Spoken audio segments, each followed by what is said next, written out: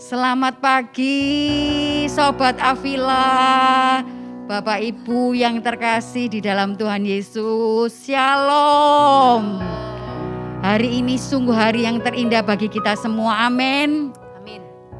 Saat kita berjumpa dengan Tuhan, siapa yang hari ini mau menjadi kekasih Tuhan? Shalom, boleh mengangkat tangannya Pak Rudi. Belum semuanya ini, belum semuanya. Yang mau menjadi kekasih hatinya Tuhan, shalom. Puji Tuhan sudah semuanya. Hari ini temanya sungguh luar biasa memberkati saya. Mengapa lebih mudah seekor unta masuk lubang jarum daripada orang kaya masuk surga? Nah, ini Yesus dengan tegas mengatakan kepada kita semua, kita harus bijaksana, kita harus membuka hati kita harus dengan sungguh-sungguh hati mengerti apa sih maksudnya Tuhan ini ya. Maka dari itu kita sungguh bersyukur pagi hari ini telah dipilihnya untuk boleh bersama-sama. Kita mau bersuka cita karena Yesus benar-benar mencintai kita semua. Hari ini yang menyanyinya sungguh-sungguh dengan cinta, nanti boleh melihat CC di belakang ini ya. Saya bersama tim, anak saya yang tercinta Michelle dan anak asuh saya si Sela. Juga adik saya yang tercinta ini Daniel. Kita beri tepuk tangan untuk mereka bertiga. Sungguh hari ini kita diberkati, kita mau bersyukur hari yang terindah ini karena Yesus menjadi kekasih hati kita. Kita mau angkat pujian ini ya.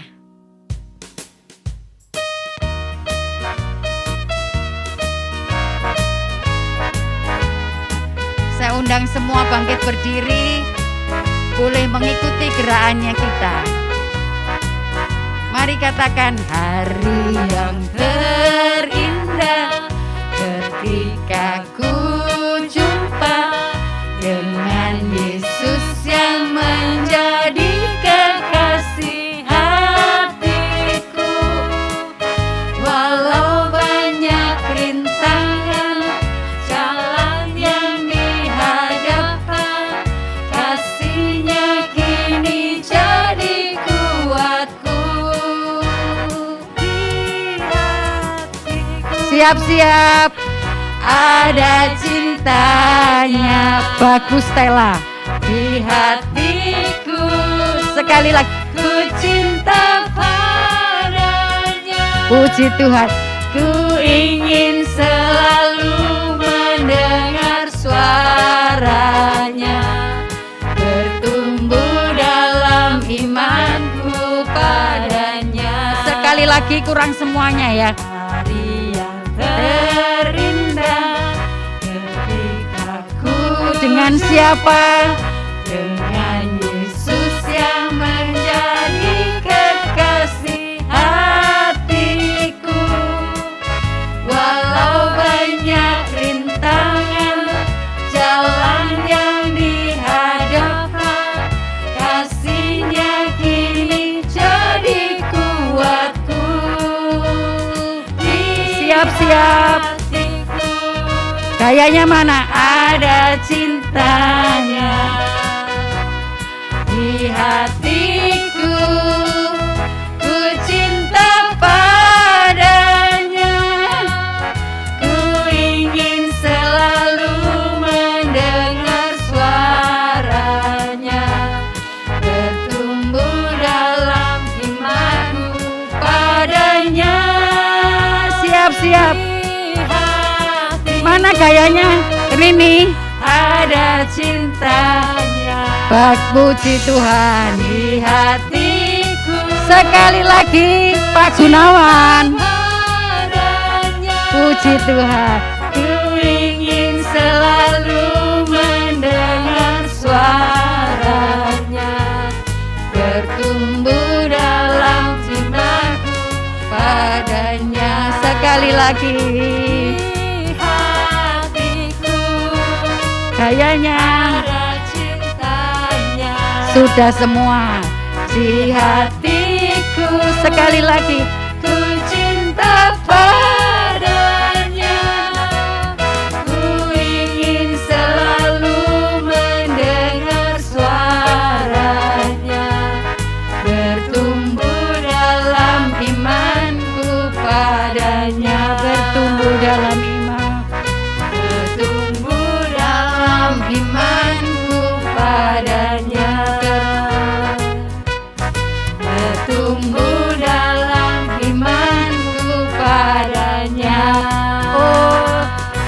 bersorak-sorai pada Allah kita.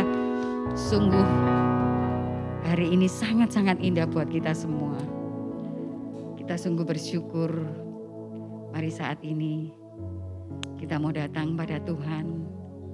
Dia yang sangat mengasihi kita. Dia yang sangat mencintai kita. Kita mau satukan hati kita. Dalam nama Bapa dan Putra dan Roh Kudus. Amin. Bapa yang penuh kasih, ampuni setiap dosa, kesalahan, pelanggaran kami, dosa-dosa kami Tuhan. Yang selalu kami lakukan baik dengan pikiran, perkataan, perbuatan kami. Yang senantiasa mendukakan hati-Mu. Ampuni kami dengan segala kerahiman-Mu.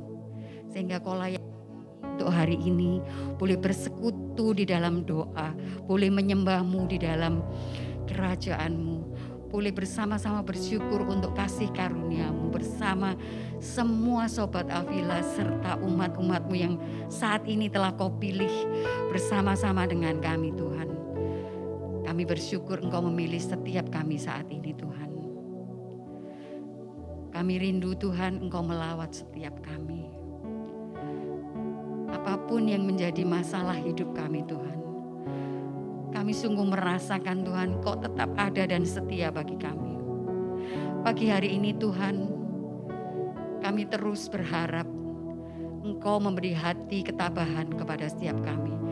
Terlebih-lebih untuk sahabat kami, Devi, selaku wakil koordinator PD kami ini Tuhan. Hari-hari ini dia sungguh merasakan Tuhan, bagaimana ia bergumul dengan setiap masalah hidupnya. Mama yang dia kasihi Tuhan, Tante Era Tuhan saat ini terbaring sakit. Tuhan kami tahu Tuhan, Kau Allah yang senantiasa peduli dan menolong setiap kami. Karena kami percaya oleh bilur-bilur-Mu Tuhan, Engkau telah menyembuhkan setiap sakit penyakit kami. Kami mau ke dalam tangan-Mu Tuhan dengan segala kerendahan hati Ibu Era dengan tangan-Mu Tuhan. Yang saat ini tak berdaya Tuhan. Kiranya melalui sakit sembuh dan sehat Tuhan. Kau menyatakan kuasa-Mu, Kau menyatakan kemuliaan-Mu untuk Devi dan semua keluarganya Tuhan. Karena Engkau mengajar kami untuk percaya. Percaya bahwa satu pun sakit yang tidak dapat Kau sembuhkan. Kami pegang janji-Mu itu Tuhan. Karena Engkau Allah yang setia. Engkau Allah yang mulia. Kami bersyukur Tuhan. Kami berterima kasih Tuhan. Apapun saat ini Tuhan yang menjadi pergumulan kami saat ini Tuhan. Kami tetap punya Allah yang setia Tuhan. Apapun kami saat ini Tuhan, kami mau serahkan semuanya Tuhan. Perekonomian kami Tuhan, kesehatan kami Tuhan, penderitaan kami Tuhan, sakit penyakit kami Tuhan. Kami mau letakkan ke dalam tangan kuasa-Mu Tuhan. Hari ini Tuhan kami percaya Engkau memulihkan setiap kami Tuhan. Lihat tangan-tangan kami ini Tuhan. Kami mau mengangkat tangan kepada-Mu Tuhan. Kau Allah Bapa yang setia Tuhan. Kau Allah yang mulia Tuhan. Ini syukur kami Tuhan. Kami mau panjatkan terus kepada-Mu Tuhan. Kami bersyukur punya Bapa yang setia.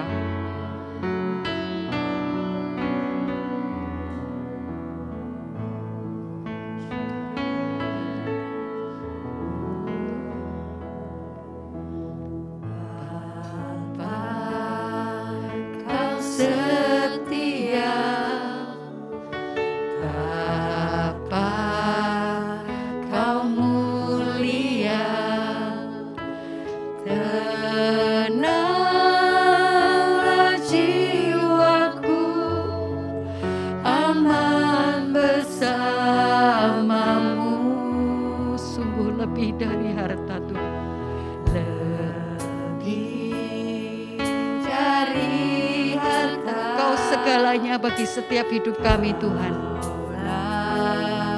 segalanya tenanglah jiwaku dalam hadirat-Mu. Kau tunjukkan kasih setia-Mu Tuhan. Sungguh Kau menyediakan yang kami perlukan saat ini Tuhan. Karena Engkau yang tak pernah meninggalkan kami. Kau Allah yang sungguh-sungguh setia. Kau mulia dulu, sekarang dan selamanya. Kau tunjukkan kasih setiamu. Kau menyediakan yang ku perlu. Sungguh Kau setia. Kau mulia, Bapa Kau setia. Mari saya undang semua bangkit berdiri. Kau boleh mengangkat setiap tanganmu. Tuhan telah melihat setiap tangan-tangan yang terangkat ini. Tuhan telah melihat setiap pergumulan hidupmu. Apapun masalahmu saat ini, kau angkat tanganmu. Tuhan akan turun tangan. Tuhan akan campur tangan di dalam setiap kehidupan. Karena kita punya Bapa yang teramat setia.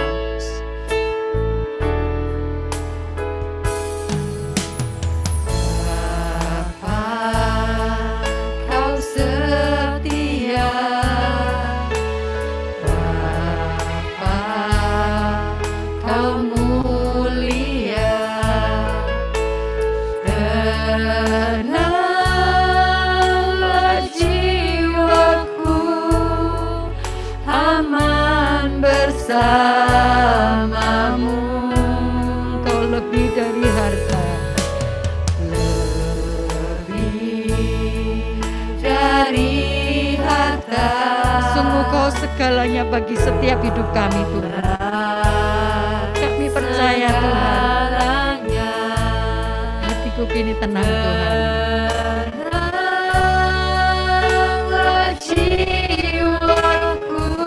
Kami aman di dalam hadirat-Mu.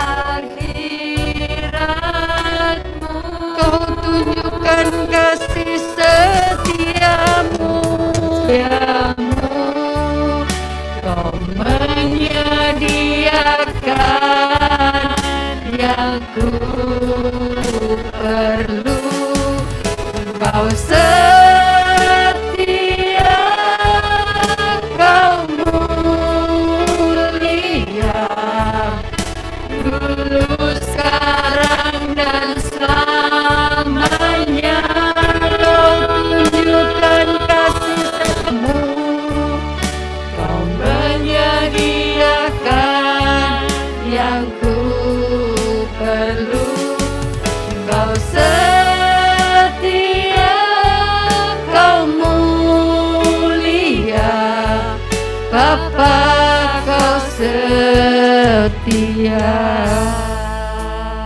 kita akan bersyukur ketika kita diberkati Tuhan luar biasa.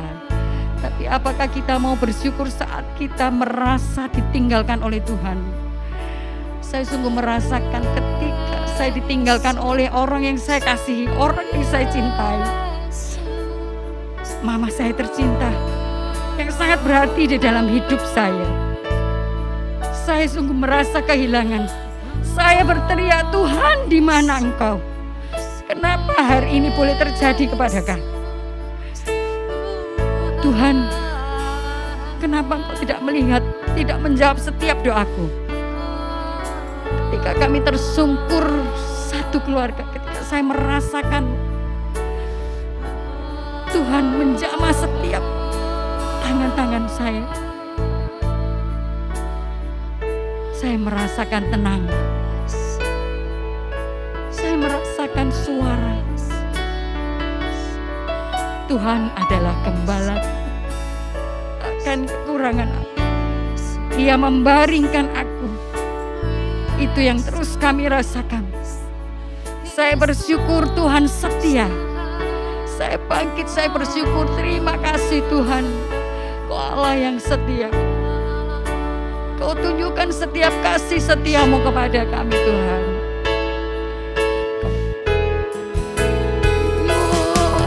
Kau tunjukkan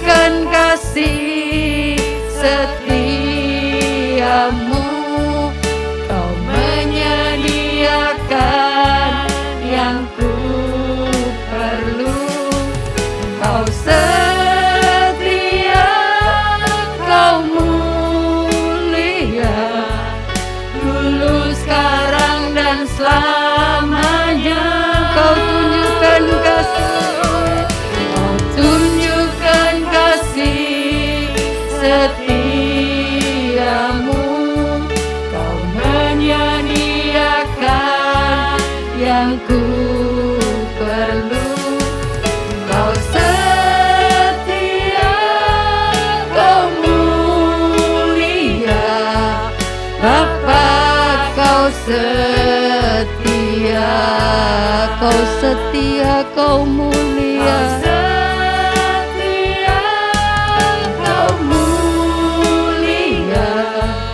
Bapa Kau setia.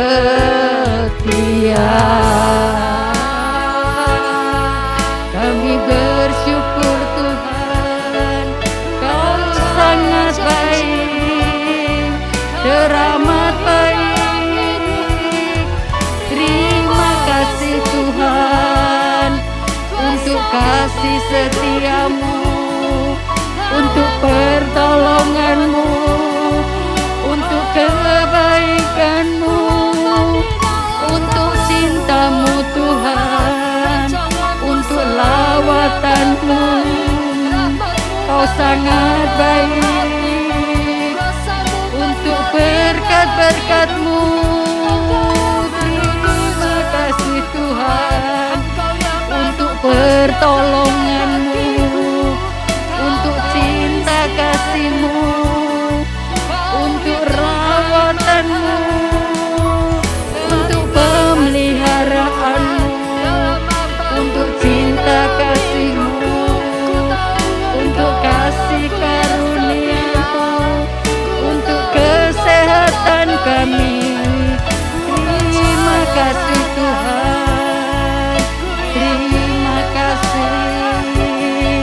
Kau sangat baik, teramat baik.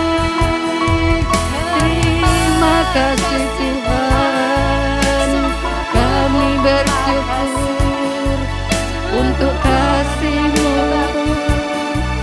untuk cinta-Mu. Terima kasih, kami bersyukur. Apapun keadaan kami mau bersyukur. Terima kasih Tuhan, terima kasih Tuhan. Kami berterima kasih, Kau Bapa yang setia. Terima kasih, kami bersyukur. Terima kasih Tuhan, kami bersyukur. Terima kasih.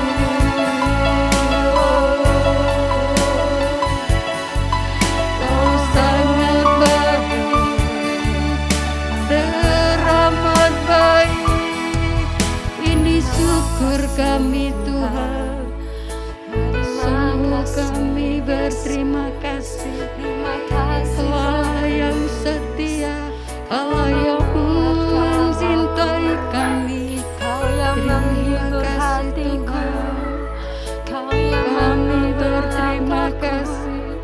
Kau yang Ini syukur menguatkan kami, aku, Kau yang menyertai menyertai kami. kami. Terima kasih Tuhan. Terima kasih Yesus. Sungguh Tuhan, Terima kasih. kami bersyukur tak habis-habisnya.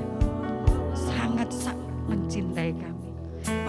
Kasih-Mu yang selalu baru. Kami mengangkat tangan kami Tuhan. Kau turun tangan memegang setiap tangan kami Tuhan. Ini segala puji syukur kami Tuhan. Karena Engkau Yesus yang sungguh kami muliakan. Kau Yesus kami puja. Kau Yesus yang kami sembah. Ini kami Tuhan. Lawat setiap kami pagi hari ini Tuhan. Kau lihat tangan-tangan kami ini Tuhan. Kau memulihkan setiap kami Tuhan.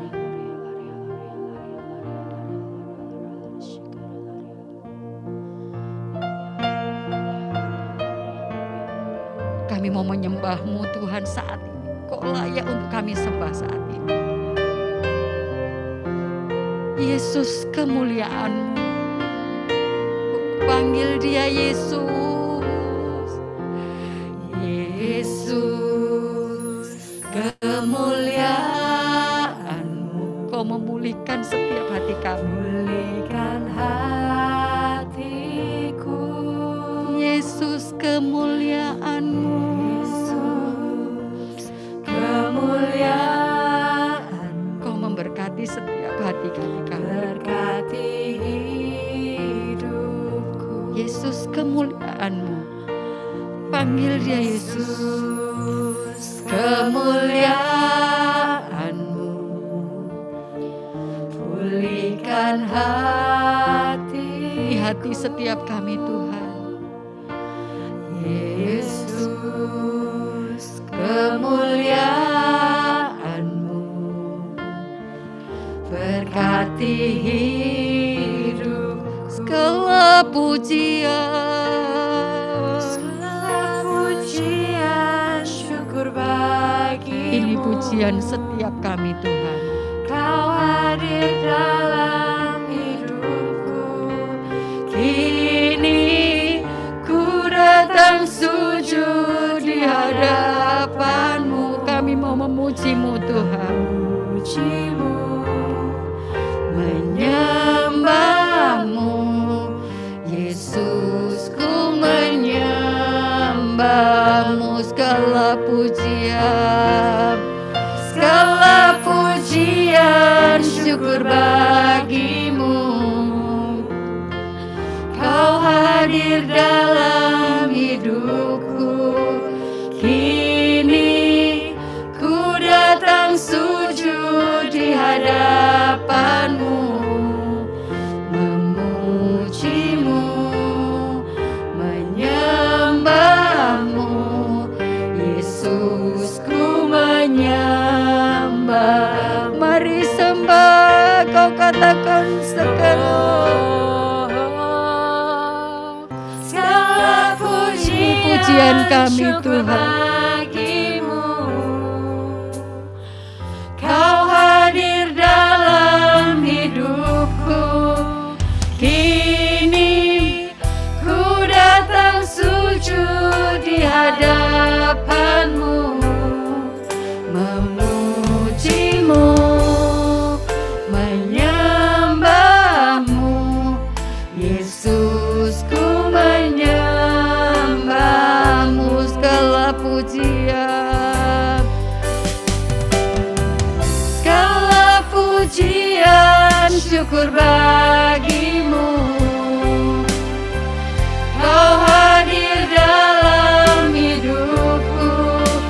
Kini ku datang sujud di hadapan-Mu. Memuji-Mu, menyembah-Mu. Yesus, ku menyembah-Mu. Yesus, ku menyembah-Mu. Yesus, ku menyembah. Yesus, ku menyembah-Mu. Yesus, ku menyembah-Mu. Mari sembah Dia. Dialah wala masyarakat, dialah nama syarakat, dialah wala rasyarakat, dia nama rasyarakat, dialah nama rasyarakat,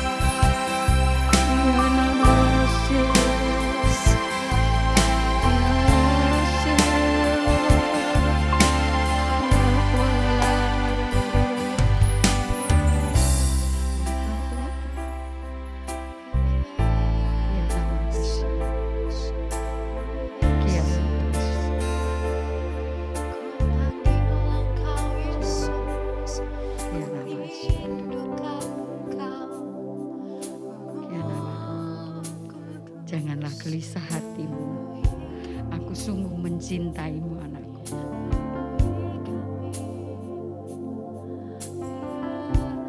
Tidakkah engkau tahu kau lebih berharga dari burung pipit di udara? Kau lebih berharga daripada burung pipit di udara. Ya nata karasyana.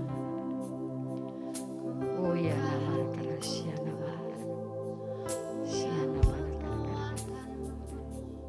Ya nama karasyana. Ya warana mana mana malarana da. Ya wala wala da. Ya warana. Ya walarana. Ya nama. Siana.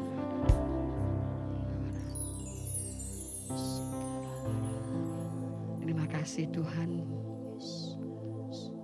untuk setiap nubuat-Mu yang meneguhkan setiap hati kami. Saat ini Tuhan, kami mau duduk diam.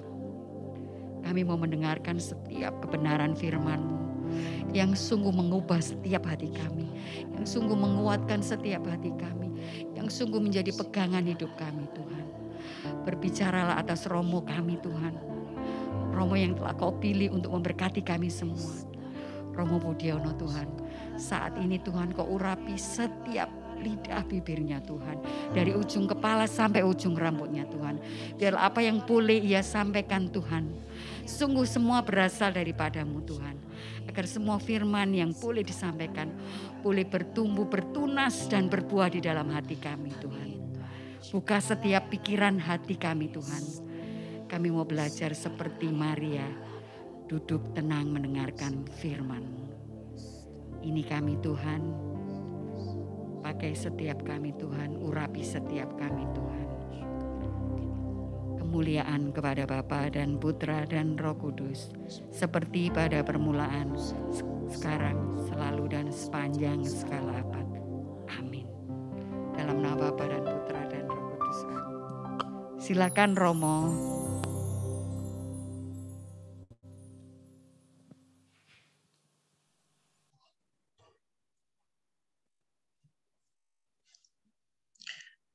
Selamat pagi semuanya, sehat-sehat semuanya. Terima kasih untuk waktu yang diberikan pada saya hadir bersama dengan Bapak Ibu Saudara sekalian. Dengan tema yang tentu ini tidak mudah. Ini saya lihat makanya para Romo yang lain namanya menghindar dari tema ini ya. Ya, mengapa lebih mudah unta masuk lubang jarum daripada orang kaya masuk dalam kerajaan surga. Wah, ini tema yang sangat berat itu. Saya kira memang sulit, bukan hanya orang kaya masuk kerajaan surga. Temanya nih memang sangat sulit. Ini masuk lubang jarum. Saya kebetulan mempunyai jarum itu karena celana saya kapan itu robek, makanya harus saya jahit. Nah, ini kecil sekali ada lubang jarum. Kelihatan Bapak Ibu Saudara sekalian. Nah, ini sulit sekali nih. Apalagi mata saya sudah tidak terlalu awas. Ini ada benang. Saya masukkan. Waduh, apa ini? Sulit sekali memasukkan ini. Apalagi kata Tuhan Yesus, unta masuk lubang jarum. Loh, memasukkan benang saja dalam lubang jarum setengah mati, apalagi kok unta. Nah, kebetulan saya kok punya patung unta ini. Waduh, bagaimana memasukkan unta ini, patung unta ke dalam lubang jarum ini, Bapak Ibu Saudara sekalian? Mungkin enggak ini. Dan sepanjang malam saya mencoba tadi malam itu, mulai dari sore sampai tengah malam enggak berhasil. Apa yang mau dikatakan oleh Yesus ini? Maka saya ingin share kepada Anda sekalian presentasi saya ini untuk tema yang barangkali sangat menarik tetapi mungkin sungguh tidak mudah. Mengapa lebih mudah unta masuk lubang jarum daripada orang kaya masuk kerajaan surga? Itu tema yang diangkat untuk pertemuan kita pagi ini. Suatu berita yang menggemparkan. Itu yang terjadi ketika Yesus mengatakan itu. Gempar sungguh. Itu sayangnya berita yang menggemparkan ini tidak banyak yang mengupas. Khotbah-khotbah di gereja atau apapun. Mungkin banyak yang menghindar dari kata-kata ini. Tidak menyenangkan. Tetapi kalau kita mau mendengarkan dengan sungguh-sungguh, barangkali sebuah kabar gembira. Mungkin pada awal seperti berita yang menyedihkan sekali. Tetapi orang yang mau mengikuti Yesus nampaknya merupakan kabar gembira. Wah, kalau kita sungguh-sungguh berani mengikuti Yesus. Lebih mudah seekor unta masuk lubang jarum. Aku berkata kepadamu, saya ambil dari teks Injil Matius bab 19 ini. Sesungguhnya sukar sekali bagi seorang kaya masuk kerajaan surga. Sekali lagi, bahkan diulangi 2 kali oleh Tuhan Yesus. Supaya pendengarnya tidak keliru. Kadang-kadang orang kalau kita mengatakan itu, apa Romo? Wah itu, Yesus mengulangi 2 kali. Supaya memang itu yang dimaksudkan oleh Tuhan Yesus. Bisa saja kadang-kadang kita keliru ngomong. Itu. Tapi ternyata Yesus memang tidak sedang keliru ngomong. Dia mengulanginya 2 kali. Sekali lagi aku berkata kepadamu, bahkan diulangi dengan peningkatan. Aku berkata kepadamu, lebih mudah seekor unta masuk melalui lubang jarum daripada seorang kaya masuk dalam kerajaan Allah. Kata yang dipakai oleh Tuhan Yesus, jadi mungkin judulnya harus ditambah kerajaan surga atau kerajaan Allah. Nanti mungkin satu hal yang barangkali perlu kita mengerti dengan baik. Biasanya orang hanya bicara tentang surga. Tapi Yesus bicara tentang kerajaan surga atau kerajaan Allah. Memang ini suatu kata-kata yang menimbulkan pertanyaan besar. Menggemparkan. Dan membuat orang barangkali nampaknya sulit percaya kepada Injil yang ini. Orang lebih suka membaca teks-teks yang lain dan menghindar kata-kata Tuhan ini. Untuk barangkali menghindar pada tuntutan yang serius dari Tuhan Yesus. Walaupun memang kalau kita sadar sungguh dan percaya sungguh akan membawa orang kepada sukacita yang sebenarnya. Maka mendengar kata-kata itu para murid juga gempar. Bukan hanya kita yang kaget. Tapi juga banyak muridnya. Ketika murid-murid mendengar itu, sangat gemparlah mereka. Dan berkata, jika demikian, siapakah yang dapat diselamatkan? Itu sayangnya kita tidak bertemu secara langsung para saudara. Kalau enggak barangkali pertemuan kita menjadi lebih hidup. Saya bisa tanya, mungkin Anda langsung bereaksi dan sebagainya. Sebagian dari Anda tidak tahu, mungkin ada yang, wah kami kekayaannya banyak Romo. Simpanan di bank, waduh enggak habis-habis Romo. Mungkin Anda mulai khawatir ya enggak itu. Karena Tuhan, kata Tuhan, lebih mudah unta masuk lubang jarum. Benang saja sulitnya bukan main masuk lubang jarum, apalagi unta. Wah, apa yang dimaksudkan oleh Tuhan? Maka para murid gempar. Mungkin Anda juga gempar hati kita. Nah, apalagi kalau kita punya ini, punya itu. Waduh, apa yang dimaksudkan Tuhan ini? Kiranya apa yang dimaksud oleh Tuhan Yesus? Apakah seperti gambar ini, para saudara? Yaitu unta yang ditarik buntutnya oleh pemiliknya ini yang nggak akan masuk barangkali. Itu mungkin yang mau dikatakan oleh Tuhan Yesus. Apakah itu memang yang dimaksud oleh Tuhan Yesus? Orang kaya masuk di dalam kerajaan surga, wah, ditarik-tarik, tapi tidak akan bisa masuk. Wah, itu apa maksudnya?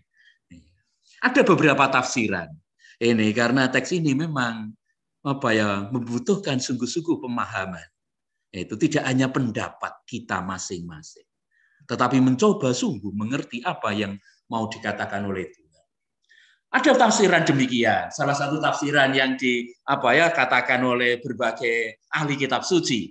Lubang jarum adalah sebuah pintu kecil di tembok kota Yerusalem. Wah, di zaman Tuhan Yesus, mungkin Tuhan Yesus karena sering pergi ke Yerusalem dan ada lubang kecil di sana. Tapi kadang-kadang unta juga lewat di situ. Setiap unta memang harus menurunkan barangnya seperti gambar ini. Wah, itu kalau mau masuk dia harus menurunkan barangnya. Lalu merunduk. Mungkin salah satu maksudnya itu. Yaitu orang kaya harus menurunkan barangnya. Menurunkan kekayaannya. Lalu kemudian dia harus merunduk. Mungkin itu. Melepaskan barangnya untuk sementara. Lalu kemudian merunduk rendah hati. Untuk bisa masuk di dalam kerajaan surga. Itu salah satu tafsiran. Tafsiran yang kedua ini ada lubang jarum yang lain. Kalau ini nampaknya di kota Yerusalem juga. Tapi mungkin unta tidak bisa masuk sungguh itu. Walaupun sudah sebesar orang masih bisa masuk. Tetapi unta tentunya tidak bisa. Tafsiran yang kedua adalah bahwa dalam bahasa Ibrani kata unta, gamal itu. Lalu ada yang menerjemahkan itu di dalam tradisi, ada yang menerjemahkan gamal, kamilos, bahasa Yunani dari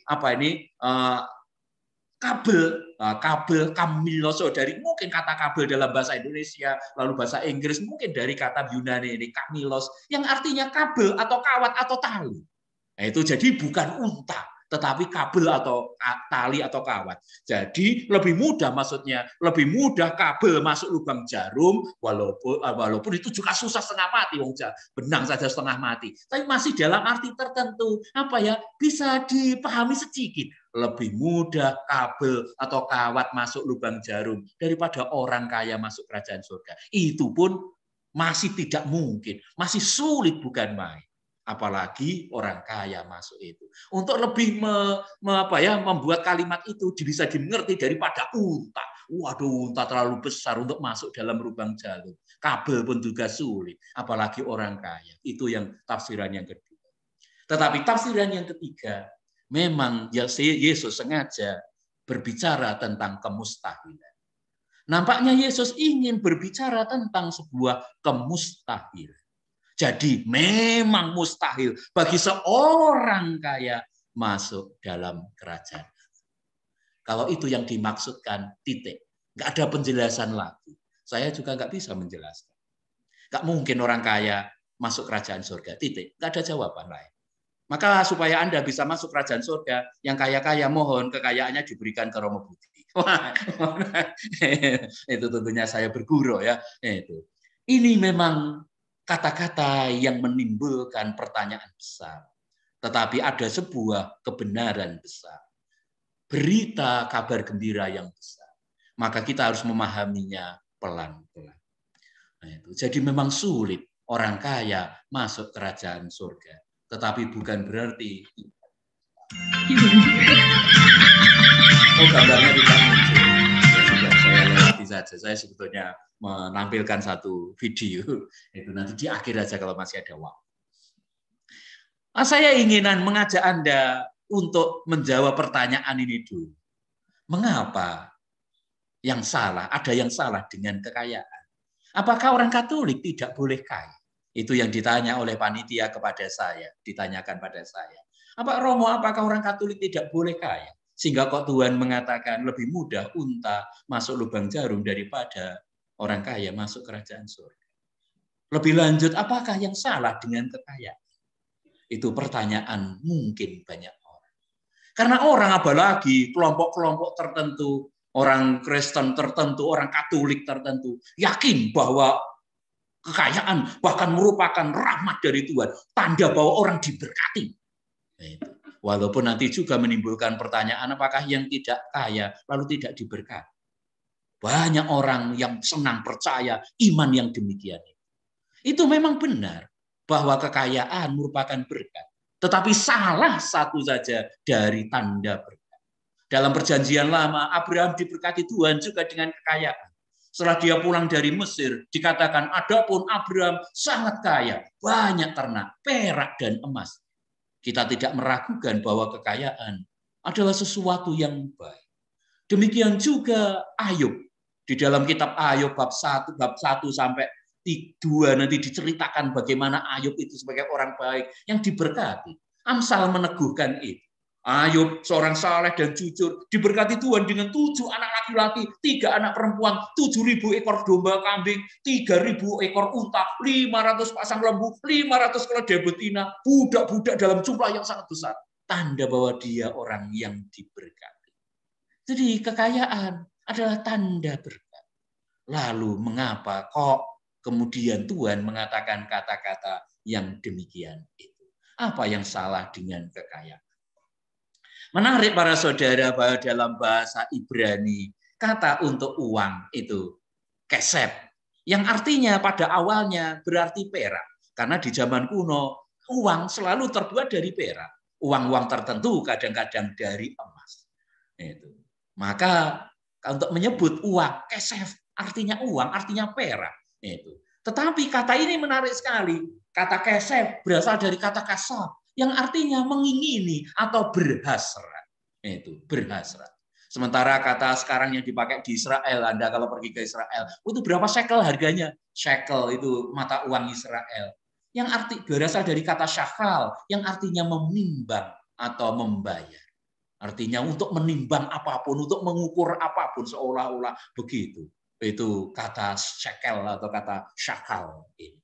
Maka lalu kemudian itu menarik bahwa uang menjadi penimbang apapun.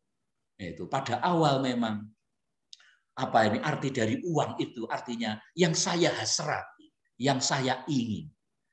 Menarik bahwa ini loh, lanjut kemudian mengapa uang atau harta itu menjadi persoalan.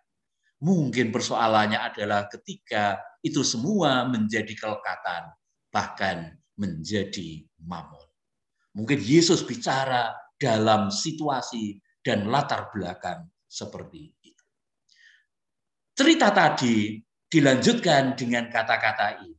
Jadi pada awal Tuhan Yesus meminta kepada dia untuk meninggalkan segala sesuatu yang dimilikinya, memberikannya pada orang miskin, lalu mengikuti Tuhan Yesus. Tapi orang muda ini lalu kemudian pergi dengan sedih.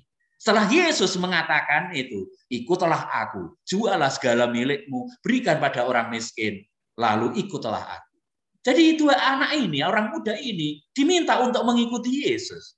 Lalu kemudian syaratnya memang meninggalkan segala sesuatu. Reaksinya sangat menarik. Reaksinya. Kita semua menyebut diri kita pengikut Yesus dan mau mengikut Yesus. Tetapi kalau Yesus bertanya dan meminta kepada kita apa yang dikatakannya ini, mungkin kita juga seperti orang muda ini. Menarik sekali reaksinya. Jadi jangan dikira bahwa mengikuti Yesus itu lalu kemudian dengan senang hati. Mungkin karena kita tidak diminta apapun oleh Yesus. Sehingga enak saja seolah-olah kita merasa mengikuti Yesus. Bisa jadi sebetulnya kita belum mengikuti Yesus. Bisa jadi kita sedang mengikuti keinginan kita sendiri. Hanya menyebut-nyebut saja bahwa kita pengikut Yesus. Karena orang muda ini ketika diminta untuk mengikutinya dengan sungguh-sungguh, dia malah pergi.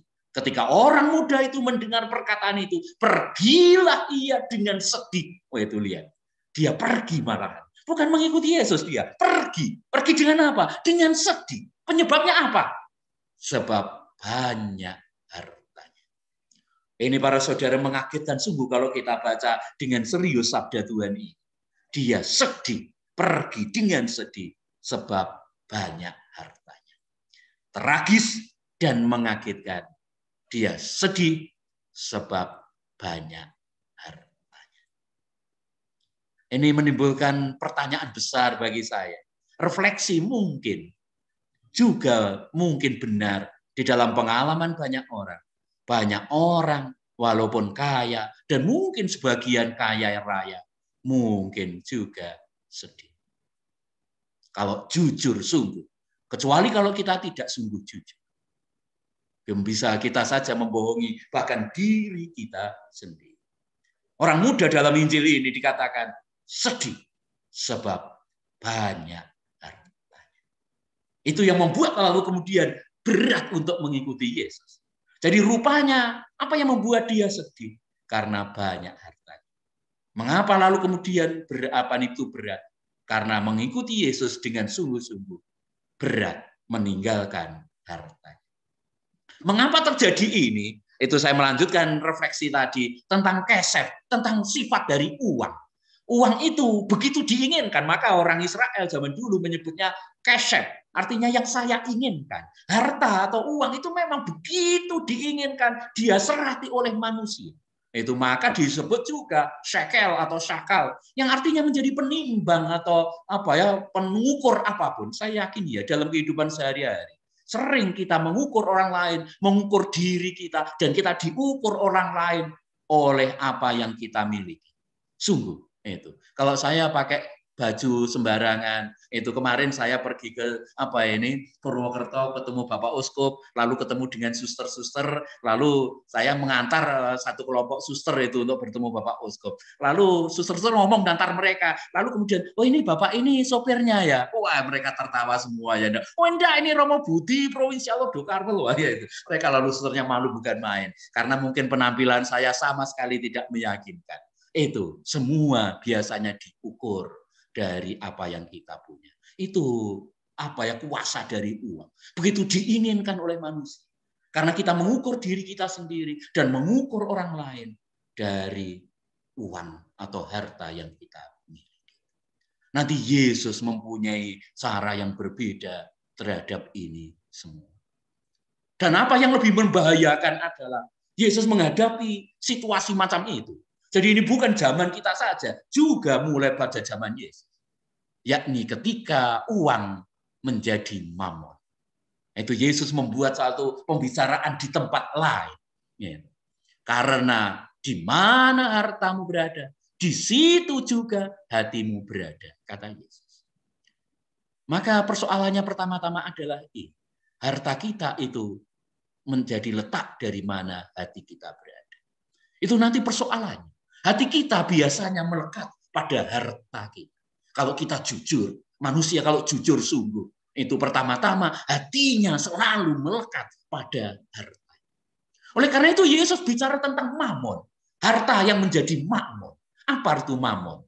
Kata mamon dalam bahasa Ibrani berasal dari kata aman. Itu. Jadi apa artinya? Dan kebetulan sekali lewat bahasa Arab kita mempunyai kata aman ini. Yang berasal dari kata iman. Itu. Ketika orang mendasarkan rasa amannya itu, jadi iman artinya di mana saya merasa aman. Saya beriman kepada Yesus, artinya saya merasa aman pada Yesus. Saya beriman kepada Tuhan, artinya saya beriman merasa aman di dalam Tuhan. Itu artinya. Sementara mamon artinya apa? Mamon adalah ketika orang menjadikan uang rasa amannya. Karena uang saya banyak. Wah, simpanan di bank berlimpah-limpah. Oke, aman. Pada waktu itu kita sudah mulai menjadikan uang itu rasa aman kita. Pada waktu itu iman kita adalah saat itulah juga uang menjadi mamon.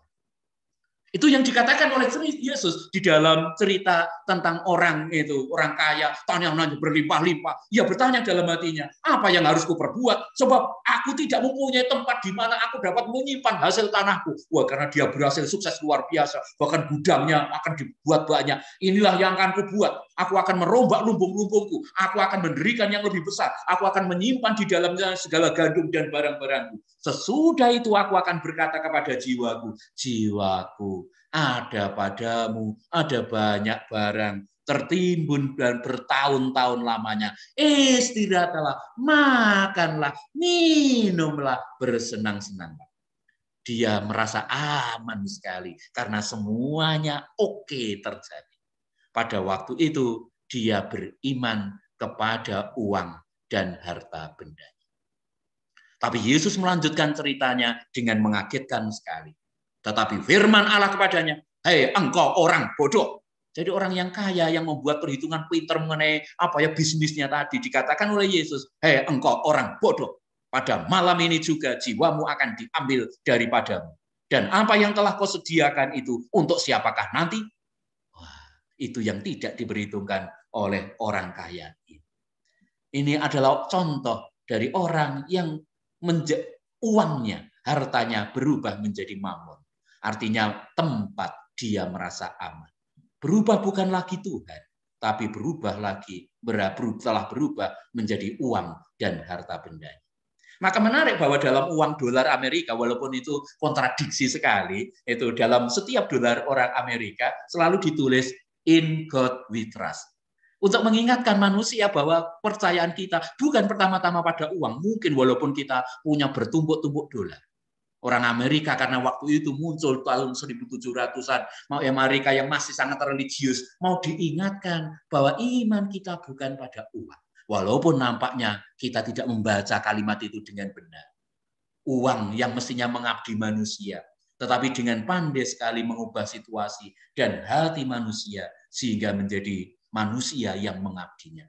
Maka Tuhan Yesus bicara mengenai pilihan antara Tuhan dan mamon. Tak seorang pun dapat mengabdi kepada Tuhan. Itu dia katakan dalam Matius bab 6 ayat 24. Tuhan dan mamon nampaknya tidak bisa diabdi bersama-sama. Bukan berarti ini saya kira kalimat penting. Bukan berarti bahwa harta atau benda atau uang tidak perlu kita cari. Ketentunya kita harus bekerja keras untuk mencari uang. Saya juga ini bekerja keras untuk para frater kami misalnya kan harus mengumpulkan uang juga. Tetapi harta atau uang tidak boleh diabdi. Dia tidak boleh disamakan dengan Tuhan. Rasa aman kita bukan pertama-tama di dalam uang atau harta benda. Kepercayaan kita bukan pada uang atau harta benda. Rasa aman kita pertama-tama pada Tuhan. Juga ketika barangkali kita sedang ada di dalam situasi sulit. Penjelasan dari Yesus saya kira bagus. Jika demikian, ia akan membenci yang seorang dan mengasihi yang lain. Ia akan setia kepada yang seorang dan tidak mengindahkan yang lain. Kamu tidak dapat mengabdi kepada Allah dan kepada mamon. Yesus paham sungguh ketika orang sudah mengejar uang dengan segala cara, nampaknya dia sudah mulai melupakan Tuhan. Ketika orang mengorbankan apapun untuk uang itu, akhirnya Tuhan pun nampaknya tidak penting lagi. Jadi antara uang dan dengan Tuhan bukan dua hal yang bisa bersaing. Nanti bisa dicari dengan sikap tertentu. Maka bahaya bagi manusia pertama-tama adalah kelekatan. Saya punya cerita ini. Mengapa saya tampilkan sepeda motor? Ini bukan sepeda motor saya ya. Sepeda saya Beat kecil ya. Jadi ada seorang anak muda mempunyai sepeda motor ya, lalu kemudian dia tinggal di kota baru berapa bulan gitu. Lalu suatu hari dia pergi ke mall. Wah, itu pertama kali itu senang sekali lihat mall. Diparkir sepeda motornya kesayangannya ini. Lalu kemudian dia keliling. Setelah selesai keliling, lalu dia pergi ke tempat parkiran untuk mengambil sepeda motornya. Tapi dia kaget bukan main. Karena apa yang terjadi? Dicari-carinya, sepeda motornya nggak kelihatan sama sekali. Sudah mubeng-mubeng, nggak ketemu juga. Maka dia sedih bukan main. Duduk tepakur sendirian, menangis terseduh-seduh. Karena sepeda motornya itu hasil dari dikumpulkan uang bertahun-tahun. Lalu dia beli sepeda motor ini. Sepeda motor kesayangannya. Menangis ya. Tapi setelah capek menangis, lalu kemudian dia mulai turun dari mall itu ke lantai berikutnya, bawahnya. Tapi betapa kagetnya dia ketika dari kejauhan dia melihat sepeda motornya yang unik ini. Lah kelihatan, waduh lari kemudian ke tempat itu, lalu dipeluk-peluknya sepeda motornya. Oh ternyata masih ada. Ternyata masih ada. Dia gembira bukan main. Iya. Tadi dia sudah siap kehilangan. Tadi ketika sudah dicari-carinya tidak ketemu, dia mungkin ini sudah nasibnya. Ya nanti cari lagi. Wah dia dah gembira. Sudah mulai tenang. Tapi kemudian dia diberi kegembiraan yang lebih besar lagi ketika diketemukan kembali sepeda motor. Orang suatu kali mungkin juga harus menghadapi semacam itu. Mengapa Tuhan Yesus mengatakan, jualah segala milikmu, berikan kepada orang miskin, lalu ikutlah aku. Karena Tuhan sedang menantang kita semua untuk berani kehilangan semuanya dulu, supaya benar-benar memiliki Tuhan Yesus, mengikuti Tuhan Yesus. Bagi manusia, maka Tuhan Yesus mengatakan, bagi manusia hal ini tidak mungkin, tetapi bagi Allah segala sesuatu adalah mungkin. Apa yang mau dikatakan itu? Mengapa Tuhan Yesus mengatakan bahwa lebih mudah unta masuk lubang jarum daripada seorang kaya masuk ke dalam kerajaan surga? Memang. Kalau saya mengatakan langsung saja memang. Karena apa? Karena bagi manusia hal itu tidak mungkin. Artinya bahwa bagi manusia keselamatan itu tidak mungkin. Manusia tidak bisa menyelamatkan dirinya sendiri. Titik. Bahkan juga ketika kekayaannya tidak pernah habis-habis. Karena apa? Karena bukan manusia yang menyelamatkan manusia. Juga bukan bahkan kekayaannya sebanyak apapun. Kekayaan tidak pernah membawa kita, tidak menyelamatkan, tidak mampu menyelamatkan manusia. Maka Tuhan mengatakan, bagi Allah segala sesuatu adalah mungkin. Artinya bahwa Tuhanlah yang punya kuasa untuk menyelamatkan kita. Juga ketika semuanya tidak mungkin. Kekayaan sebanyak apapun tidak mungkin menyelamatkan manusia. Hanya Tuhan yang menyelamatkan manusia. Jadi jawabannya kira-kira sampai di sana. Walaupun tuntutan yang selanjutnya tentunya kita harus mendengarkan dengan baik. Kalau tidak, barangkali kita tidak memahami sukacita yang sedang dijanjikan oleh Yesus. Maka mau tidak mau para saudara kita harus membaca kebenaran Injil ini. Ini bukan kabar sedih, tapi kabar gembira. Walaupun Yesus mengatakan lebih mudah seekor unta masuk lubang jarum daripada seorang kaya masuk kerajaan surga. Ini bukan berita sedih, juga bukan berita sedih untuk orang yang kaya, yang kebetulan kaya mungkin. Tapi berita gembira. Karena Yesus sedang membebaskan Anda. Membebaskan kita semua. Bukan membuat kesedihan. Tetapi justru ingin kita bahagia. Tetapi Yesus memang tidak mau bahwa kebahagiaan dan sukacita kita digantungkan kepada kekayaan. Itu. Maka kalau memperhatikan dengan serius para saudara, sayangnya waktu kita sangat terbatas karena ini teks yang barangkali sangat tidak mudah. Karena saya mengajar kitab suci, maka saya ingin sedikit men-sharingkan ini. Kalau kita memperhatikan dengan serius, karena kalau nggak serius, nanti kita hanya mengeluarkan pendapat kita masing-masing. Tidak mendengarkan Injil sungguh. Dan itu yang sering dilakukan oleh orang, dan juga mungkin pengkhotbah-pengkhotbah. Orang mewartakan pendapatnya sendiri dan bukan apa yang sebetulnya hendak dikatakan oleh Tuhan. Kita mulai dengan ini, maka saya membagi bacaan ini dalam dua bagian. Yakni jalan untuk memperoleh hidup di bagian ini. Ada seorang yang datang kepada Yesus dan berkata, Guru, perbuatan baik apakah yang harus kuperbuat untuk memperoleh hidup yang kekal? Dia mulai dengan pertanyaan memperoleh hidup yang kekal. Hidup yang kekal itu apa? Nanti barangkali harus dimengerti dengan baik. Itu tidak sama begitu saja dengan masuk surga. Sayangnya seringkali dalam khotbah juga tidak dipahami dengan baik hal-hal semacam ini. Padahal begitu penting. Hidup kekal artinya dalam bahasa Ibrani yang saya hayim olam. Artinya hidup yang sungguh-sungguh. Hidup yang sebenarnya. Hidup yang tidak main-main. Bukan sekedar hidup begitu saja. Tetapi hidup yang sesungguhnya sesuai dengan rencana Tuhan. Nanti hidup yang sesuai dengan rencana Tuhan tentunya bukan hanya hidup di dunia ini. Tapi hidup di dunia ini juga sudah merupakan hidup. Tapi nanti juga mengalami kepenuhannya sampai akhir zaman. Sampai keabadian tidak ada batas. Itu. Hidup yang sesungguhnya. Yang tidak main-main. Yesus menantang kita semua untuk mengalami hidup kekal. Bahkan juga hidup mulai dari sekarang ini. Jadi tidak tepat kalau kita mengerti bahwa hidup kekal itu hanya setelah kita mati. Tidak. Sudah mulai saat di dunia ini, orang harus merasakan hidup yang kekal. Artinya hidup yang sebenarnya. Karena banyak manusia hidupnya main-main. Yesus, orang ini bertanya mengenai hidup yang sesungguhnya. Walaupun mungkin ketika dia bertanya, dia sudah juga mungkin dalam keterbatasan tidak paham juga dengan pertanyaannya sendiri. Jawab Yesus, apa sebabnya engkau bertanya kepadaku tentang apa yang baik? Hanya satu yang baik. Ini pun sudah memberi pesan luar biasa penting. Itu hanya satu yang baik. Nanti yang paling baik dalam hidup manusia adalah Tuhan.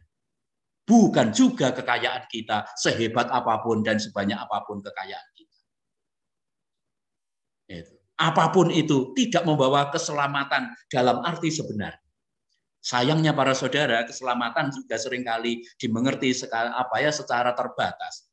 Kata selamat dalam bahasa Indonesia, lewat bahasa Arab, lalu dari bahasa Ibrani, shalom, artinya utuh. Jadi manusia yang selamat artinya yang mengalami keutuhan. Itu bukan hanya soal masuk surga nanti setelah kita mati, tapi sudah mulai saat ini. Hidupnya shalom, hidupnya utuh. Karena ada banyak orang yang hidupnya tidak utuh, hidupnya yang terpecah-pecah. Orang yang hidupnya itu hanya bekerja untuk cari uang, untuk cari keuntungan, pasti dia hidupnya tidak utuh. Tidak bisa dikatakan lain. Maka Yesus mau mengajak kita masuk di dalam refleksi yang lebih serius di sini. Jika engkau ingin masuk dalam hidup, turutilah segala firman. Menarik para saudara, kalau mau teliti, maka tidak bisa teliti. Harus teliti untuk mengerti sabda Tuhan. Itu Yesus di sini, itu dia bertanya mengenai hidup yang kekal orang itu, tapi Yesus hanya mengatakan di sini, masuk dalam hidup. Pokoknya untuk bisa hidup, tapi belum hidup yang kekal barangkali yang mau dikatakan Yesus. Turuti segala perintah. Perintah yang mana? Jangan membunuh, jangan berzinah, jangan mencuri, jangan mengucapkan saksi dusta, hormatilah ayahmu dan ibumu, kasihlah sesama manusia seperti dirimu sendiri. Oh, itu kata Tuhan Yesus. Lalu jawab orang itu, semuanya sudah kuturuti. Wah, itu di bagian pertama, berhenti di situ nampaknya. Apalagi yang kurang. Nampaknya dia sudah merasa, oh semua sudah kok Tuhan. Saya ini orang yang paling taat mentaati perintah Tuhan, itu 10 perintah Allah yang kita baca minggu yang lalu kebetulan kan. Oh, itu 10 perintah Allah ini sudah semuanya. Apalah yang kurang? Mestinya saya sudah mengalami hidup. Tapi Yesus mengagetkan dengan mengatakan, jika engkau hendak sempurna. Kata ini muncul begitu saja.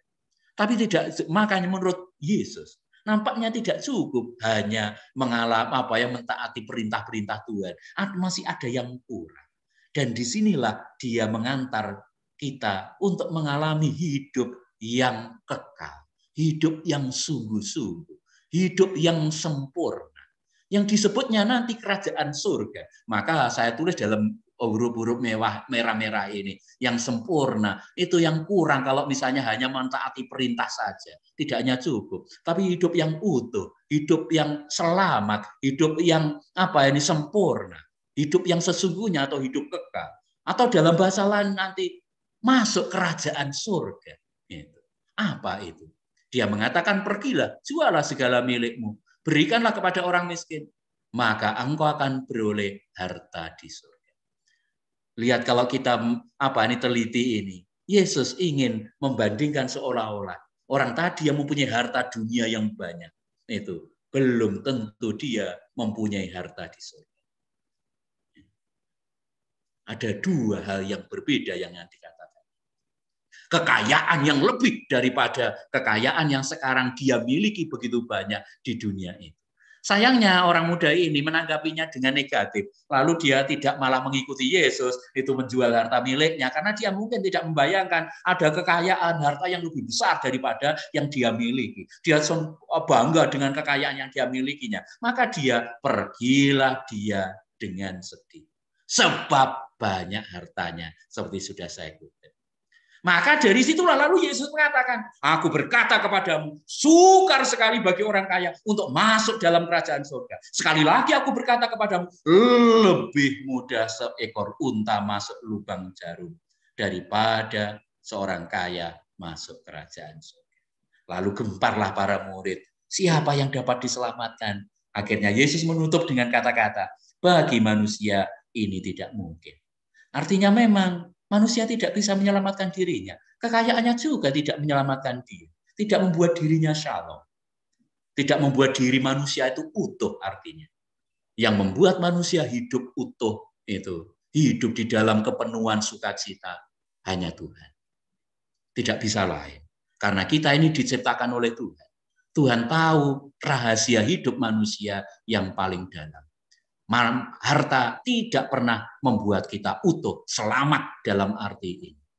Kalau kita jujur dalam hidup, nampaknya demikian. Kumpulkan harta sebanyak-banyaknya. Yakin bahwa Anda akan bahagia? Saya yakin tidak. Maka Yesus mengatakan, kalau hidupmu mau sempurna, itu tantangan yang dibuat oleh Yesus. Juallah segala milikmu. Berani tidak kamu, supaya kamu beroleh harta di surga. Harta yang lebih penting daripada yang sekarang kamu miliki. Berikan itu pada orang miskin. Nanti Yesus mempunyai gagasan yang barangkali mengagetkan, tapi sangat menarik. Itu supaya kamu beroleh harta di surga. Lalu datang kemari, ikuti aku. Itu yang dikatakan oleh Tuhan Yesus.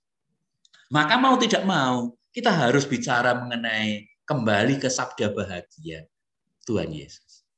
Saya ingat kata-kata dari seorang penulis Itali, Alberto Manzoni namanya. Dia mengatakan demikian. Karena kadang-kadang mungkin kita ini heran dengan kata-kata Tuhan Yesus yang mengagetkannya. Tuhan itu mengganggu kita, seringkali begitu kan? Itu bagaimana Tuhan itu. Alberto Manzoni mengatakan demikian. Tuhan pada dasarnya tidak pernah mengganggu sukacita kita. Kecuali kalau untuk mempersiapkan sukacita yang lebih besar. Saya kira benar. Walaupun barangkali kita manusia harus belajar ini sungguh-sungguh. Kita kadang-kadang merasa manusia itu Tuhan itu mengganggu kita. Wah, saya sudah senang-senang, kok malah diganggu. Ternyata Tuhan tidak pernah mengganggu. Pada dasarnya Tuhan tidak pernah mengganggu. Kecuali hanya untuk mempersiapkan sukacita yang lebih besar. Kepada orang muda ini Tuhan Yesus juga tidak ingin mengganggu sukacitanya. Tapi sebetulnya dia menjanjikan sukacita yang lebih besar. Sekarang ini sukacitanya tergantung dari harta bendanya. Yang barangkali bisa hilang setiap waktu. Itu seperti dalam dikatakan oleh Injil Lukas itu. Carilah harta yang tidak dimakan oleh karat, tidak habis dimakan oleh ngengat, tidak bisa dicuri dan sebagainya. Ada seorang ibu, suatu kali saya diundang ke luar kota untuk memberi pertemuan, memberi pengajaran. Lalu ibu ini cerita setelah sesi itu, Romo, suatu kali kami ini mengalami kejadian tragis. Karena suatu sore ketika kami pulang dari luar kota, kami kaget bukan main. Karena pabrik kami ini terbakar, hangus, habis semua. Waktu itu saya menangis terseduh-seduh sampai tengah malam.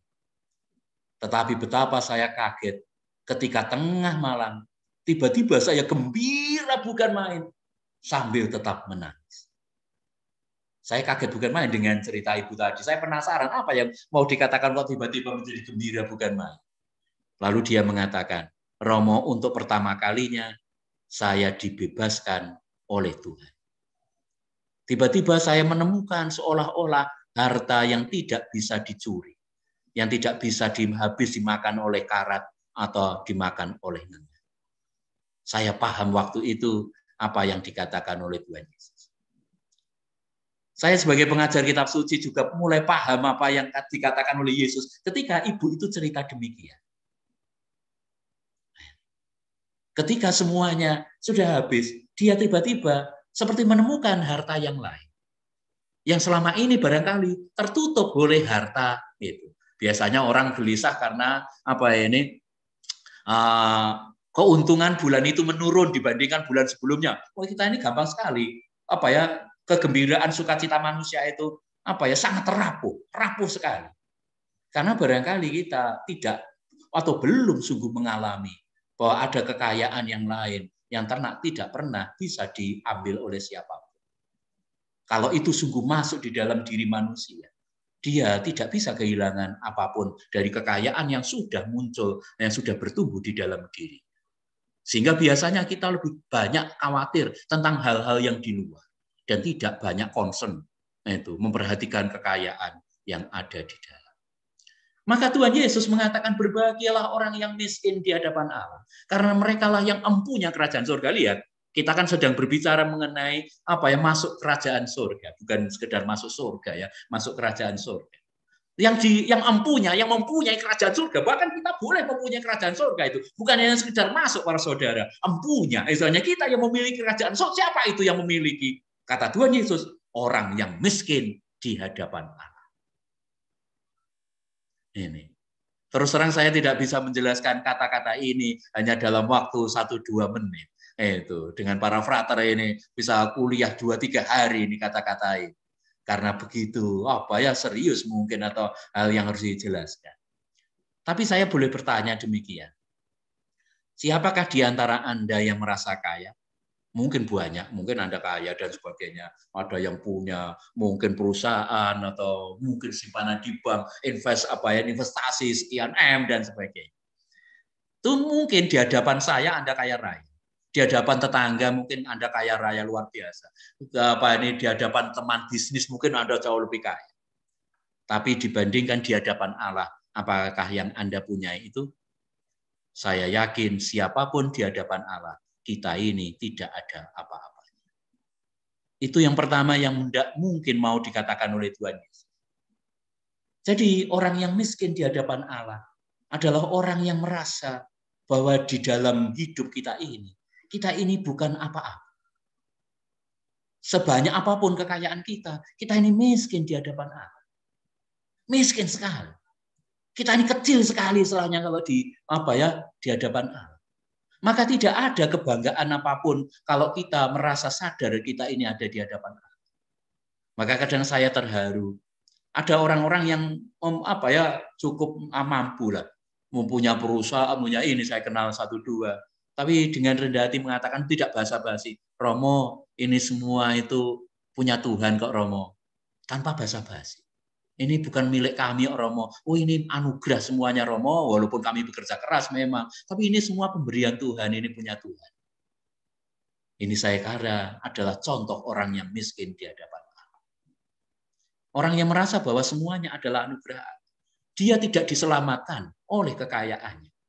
Yang menyelamatkan, yang memberi anugerah adalah Tuhan sendiri. Maka kita juga merasa memiliki kerajaan surga. Orang yang demikian untuk memiliki kerajaan surga. Itu ketika sikapnya demikian. Bapak Paus Fransiskus menanggapi kata-kata ini di dalam Gaudete Exsultate suratnya beberapa tahun yang lalu menulis demikian. Ini saya kira bagus. Menurut Bapak Suci, kata-kata Injil ini mengundang kita untuk melihat di mana sebenarnya kita menemukan jaminan hidup kita. Seperti yang saya katakan tadi.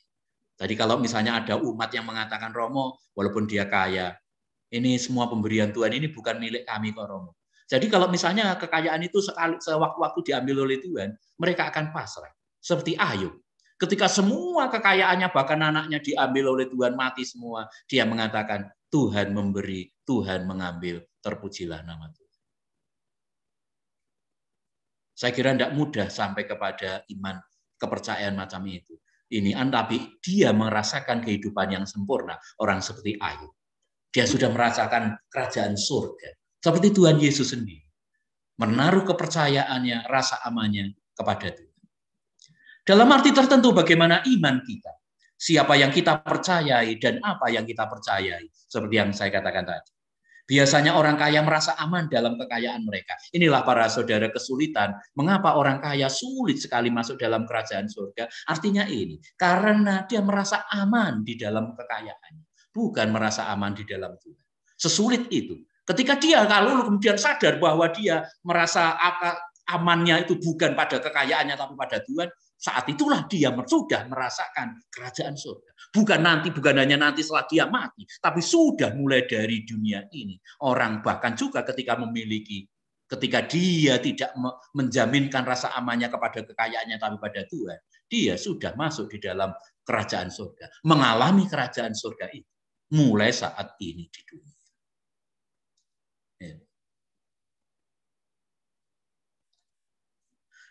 Dunia ini menawarkan kesenangan. Memang salah satu kesulitan kita bahwa uang atau harta benda itu menawarkan kesenangan para saudara.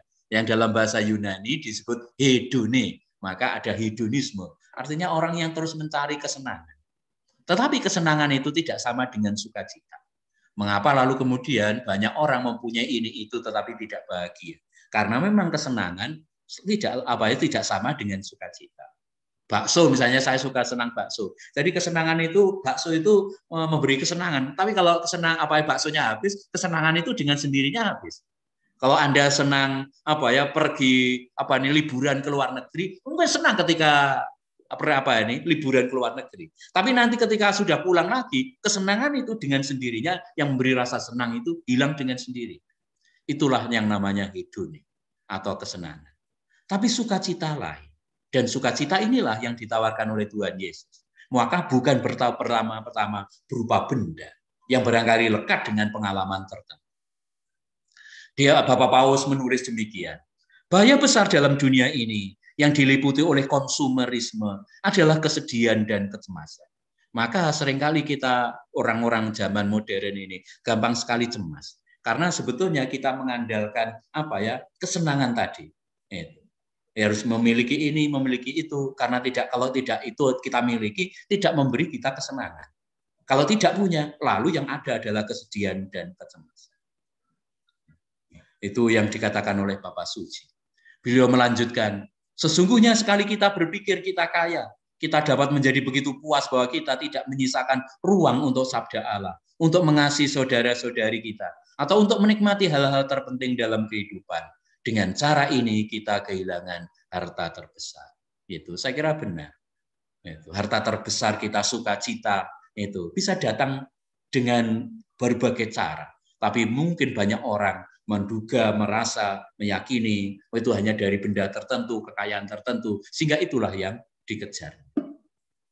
Maka Injil, kata Bapak Paus, mengundang kita untuk melatih dan memiliki kemiskinan rohani, yakni sikap ambil jarak terhadap ciptaan, tidak melekat bahkan pada kesehatan, rasa hormat, dan sebagainya. Saya kira ini. Kadang-kadang ini bukan hanya berkaitan dengan harta benda, tapi bahkan juga dengan rasa hormat. Kalau kita tidak dihormati orang lain, kita jadi sedih. Atau bahkan kesehatan. Ketika kita mulai sakit, banyak orang tidak siap dengan sakit. Itu seolah-olah kita harus sehat. Siapa bilang bahwa kita harus selalu sehat? Kadang-kadang bahkan bisa ada rahmat juga di balik peristiwa yang tidak mudah itu. Bapak Paus menggarisbawahi ini. Salah satu ketakutan orang modern adalah bahwa menjadi sakit. Apakah yang sehat itu juga lebih bahagia daripada yang sakit? Belum tentu. Dari pengalaman saya mengunjungi mereka yang sakit, orang-orang yang beriman. Orang yang sehat-sehat juga ya begitu-begitu saja nampaknya sukacitanya. Bukan berarti kita meminta sakit, sama sekali tidak tentu. Tetapi barangkali orang harus mempunyai kepercayaan yang lebih mendalam bahwa sukacita itu lebih dalam daripada apa yang nampak. Dan lebih lanjut, Injil Lukas itu mengundang kita untuk menjalani kehidupan yang sederhana. Ambil bagian dalam kehidupan mereka yang paling membutuhkan. Meneladan Yesus yang meskipun kaya menjadikan dirinya miskin. Ini berikutnya mengapa Tuhan Yesus menantang orang itu kan. Dikira dia dibuat sedih oleh Yesus. Tidak, Yesus mau mengajak dia lebih bahagia bahkan. Tapi itu, lepaskan harta milikmu. Itu tantangan dari Tuhan Yesus. Jualah. Walaupun nanti apakah lalu kemudian dia supaya tidak punya apa-apa kiranya. Tidak juga. Itu. Maka menarik para saudara, kemarin Bapak Kardinal dalam seminar di Malang online juga menyebut ini. Itu saya juga beberapa kali mengatakan ini dalam berbagai seminar. Bapak Paus kita, Paus Fransiskus memilih nama Fransiskus. Itu. Karena ingin mengajak kita semua kembali menghayati semangat Santo Fransiskus. Santo Fransiskus adalah orang yang sungguh-sungguh menghayati sabda Tuhan Yesus. Berbahagialah orang yang miskin. Maka dia orang yang sangat sederhana tetapi bahagia. Karena kekayaan utamanya bukan pertama harta bendanya. Dia anak orang kaya. Itu Pietro Bernardone di Assisi itu. Tapi suatu kali dimarahi oleh bapaknya. Lalu kemudian dia pergi. Bahkan menelanjangi diri. Menyerahkan pakaiannya kepada bapaknya. Karena bapakku adalah bapak yang ada di surga. Dia mengatakan demikian. Maka memang Fransiskus adalah tokoh santo besar yang memberi contoh Itu orang yang menghayati kesederhanaan luar biasa, tetapi bahagia. Dia suatu kali salah satu kata yang dia dengar dalam mimpi ketika dia bertobat adalah kata-kata, layanilah majikan, bukan pelayan. Itu kata-kata yang penuh teka-teki. Tapi mungkin maksudnya, selama ini dia melayani pelayan. Artinya melayani harta benda. Harta benda itu di dunia bukan majikan kita. Bukan tuan, kata Tuhan Yesus. Tetapi hanya pelayan. Maka harta benda tetap bisa berguna. Bahkan kita diminta untuk mencari harta benda. Untuk melayani Tuhan. Bukan bahwa kita melayani harta benda. Harta benda harus mengabdi kepada manusia dan mengabdi kepada Tuhan. Bukan manusia yang mengabdi harta benda. Dengan cara itulah kita bisa ambil bagian dalam kerajaan surga. Dan itu yang diwartakan oleh Yesus. Dia itu mewartakan kerajaan surga. Jadi menurut saya perlu sedikit penjelasan lebih dalam tentang apa artinya surga. Jadi istilah yang dipakai oleh Injil, terutama Injil-Injil sinoptik adalah kerajaan surga. Jadi biasanya kita membayangkan hanya itu surga, setelah mati lalu ada ruangan, kita masuk ke kanan atau ke kiri, wah itu ada tiketnya. Oh saya udah Katolik, kalau mau dibaptis ada apa tiket? Sekali kiranya terlalu sederhana pemahaman macam ini. Kalau kita buka Injil dengan baik, itu kerajaan surga bukanlah suatu ruangan dengan tiket atau karcis tertentu yang kita masuki setelah nanti kita mati. Enggak. Kerajaan surga itu sudah mulai dari sekarang ini. Bahkan Yesus mengatakan dalam Injil Yohanes, inilah hidup yang kekal itu. Seperti yang saya katakan tadi, hidup yang kekal artinya hidup yang sesungguhnya. Itu. Hidup yang tidak main-main. Yaitu bahwa kita mengenal Engkau satu-satunya Allah yang benar. Dan mengenal Yesus yang telah Engkau utus. Bagi manusia hidup yang sesungguhnya, hidup yang benar-benar adalah ketika manusia mengenal Tuhan. Loh, diciptakan oleh Tuhan kok tidak kenal Tuhan? Artinya orang itu tidak mengalami hidup yang sebenarnya. Ya hidup, seperti kata Tuhan tadi dalam bacaan yang di atas tadi. Ya hidup, tapi hanya hidup-hidupan. Karena kita tidak mengenal siapa yang menjadikan kita. Artinya itu. Lalu bagaimana mengenal Tuhan nanti? Ya Tuhan menjadi kekayaan manusia yang paling utama. Kekayaannya bukan benda atau uang, sebanyak apapun itu. Kalau kita mengenal Tuhan, maka kita menemukan bahwa Tuhan adalah kekayaan yang paling penting. Yesus menceritakan itu tentang mutiara yang berharga dan sebagainya itu. Yang lain-lain boleh ditinggalkan tapi mendapatkan Tuhan. Itu maksudnya. Santo Paulus juga mengatakan demikian. Kerajaan Allah bukanlah soal makanan dan minuman, tetapi soal kebenaran, keadilan, damai sejahtera, sukacita oleh Roh Kudus. Itu. Jadi kerajaan Allah merupakan tema dari pewartaan Yesus. Tuhan Yesus datang untuk mewartakan kerajaan Allah, untuk menghadirkan kerajaan Tuhan. Keadaan di mana semua manusia mengalami keadilan, damai sejahtera, dan sukacita. Bukan karena yang lain-lain, tapi karena roh. Itu yang dikatakan oleh Santo Paulus. Ini suatu tema yang penting sekali. Karena seringkali kita tidak sungguh paham dengan hal ini. Maka dia mengatakan, jika engkau sempurna, artinya mengalami kerajaan Allah tadi. Mengalami damai sejahtera, sukacita di dalam Tuhan. Itu diminta untuk pergi menjual milik. Berikan pada orang miskin dan sebagainya. Itu. Lalu datang kemari, ikutlah aku. Ini. Orang yang berani meninggalkan segala sesuatu bukan sebagai berita sedih, melainkan berita gembira. Karena dia telah mengenal, memahami, menemukan, memperoleh harta yang lebih penting, yakni harta di surga. Itu bukan berita sedih, bahkan berita gembira. Karena dia menemukan.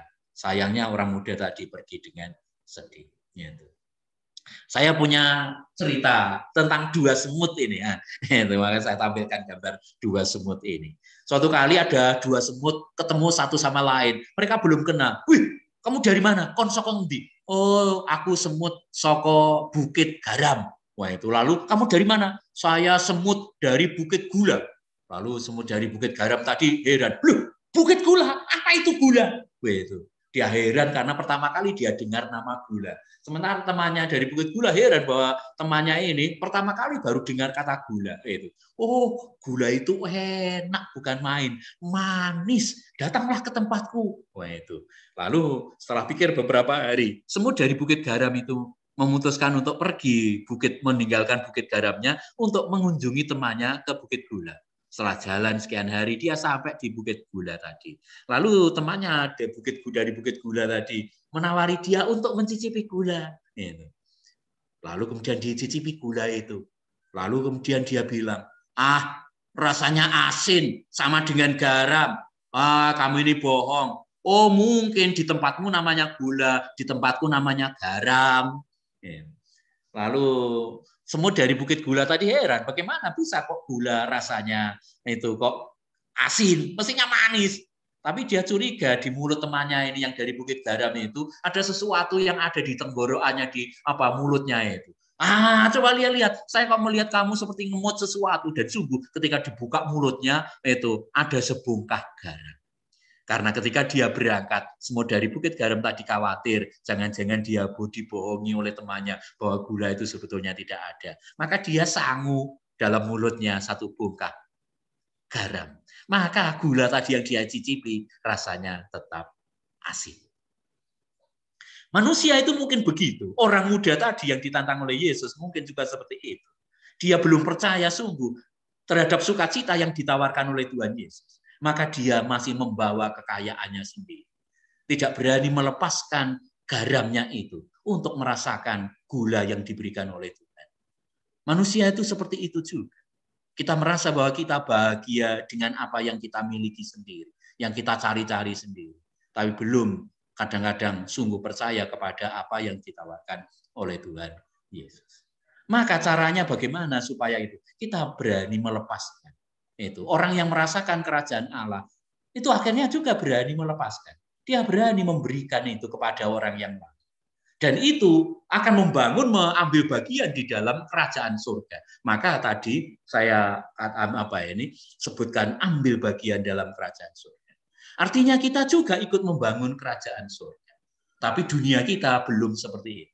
Saya kemarin kaget aja sih, meseng di internet, tiba-tiba muncul berita ini. Maka saya karena tahu ada tema ini, wah cocok ini ada itu. Ini mungkin artis yang Anda kenal kan. Saya kaget juga baca berita ini. Tas kecilnya Syahrini, ini katanya ini artis ini namanya Syahrini. Walaupun tas kecil hanya begini, harganya berapa? 1,6 M. Saya sampai delek-delek gitu, hanya membaca gitu. Tapi dia mungkin tanpa beban. Tanpa beban itu membayar itu karena memang dia punya uang. Ya mungkin tidak salah. Banyak orang akan komentar dia tidak salah. Mungkin tidak salah. Tapi bagi saya kasihan sekali dia. Kasihan sekali.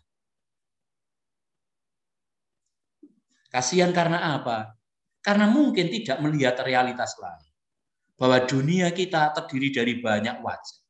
Ada orang yang barangkali untuk sebungkus nasi harga 6.000, dia harus berjuang. Bukan hanya mereka yang mengemis, tapi mungkin ada bapak-bapak yang anaknya 5 untuk bisa memberi nasi bungkus pada anak-anaknya. Harus keringat luar biasa. Saya seringkali kalau lewat perempatan ada orang yang membantu itu dapat 1.000, 2.000. Saya kadang-kadang mikir berapa rupiah ya sehari yang dia dapatkan misalnya begitu.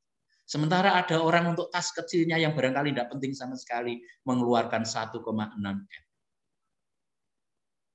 Kalau itu dibelikan nasi bungkus, dia bisa memberikan berapa ratus orang, ribuan orang, atau mungkin ratusan ribu orang dengan tas kecilnya.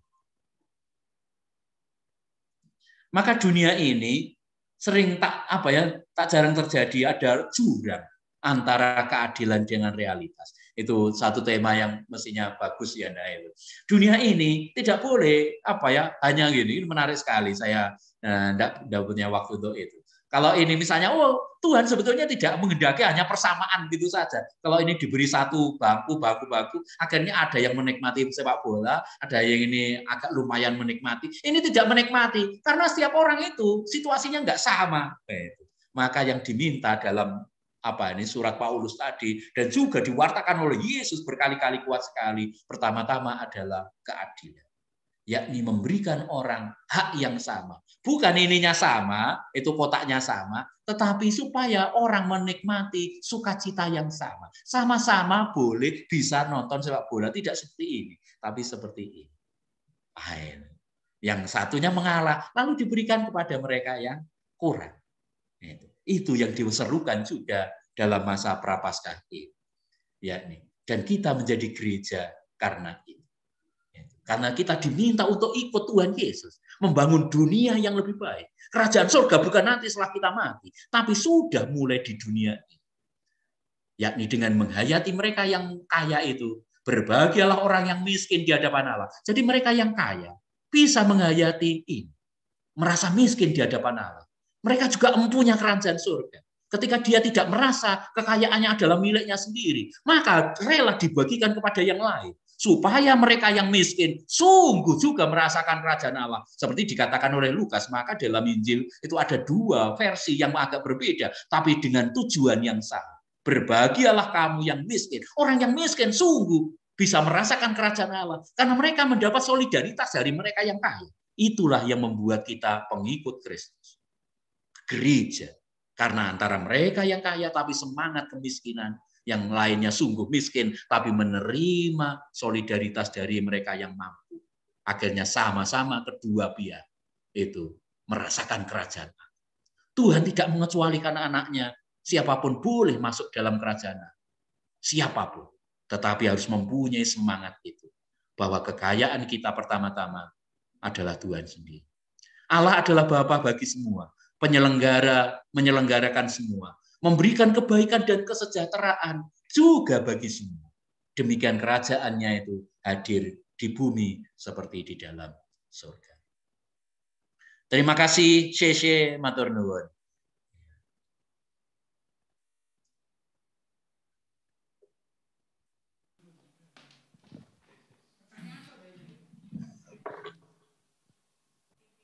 Terima kasih Romo, sungguh luar biasa memberkati kita semua. Kita sekarang ditantang ya Romo, seperti anak muda itu. Apakah kita sanggup ketika Tuhan mengatakan kepada kita, jualah seluruh hartamu. Nah ini saya juga tertantang Romo untuk berani menjawab ya dengan sukacita. Terima kasih, puji Tuhan. Semua di studio ini sanggup Romo. Puji Tuhan, berarti masuk firman-Nya Romo.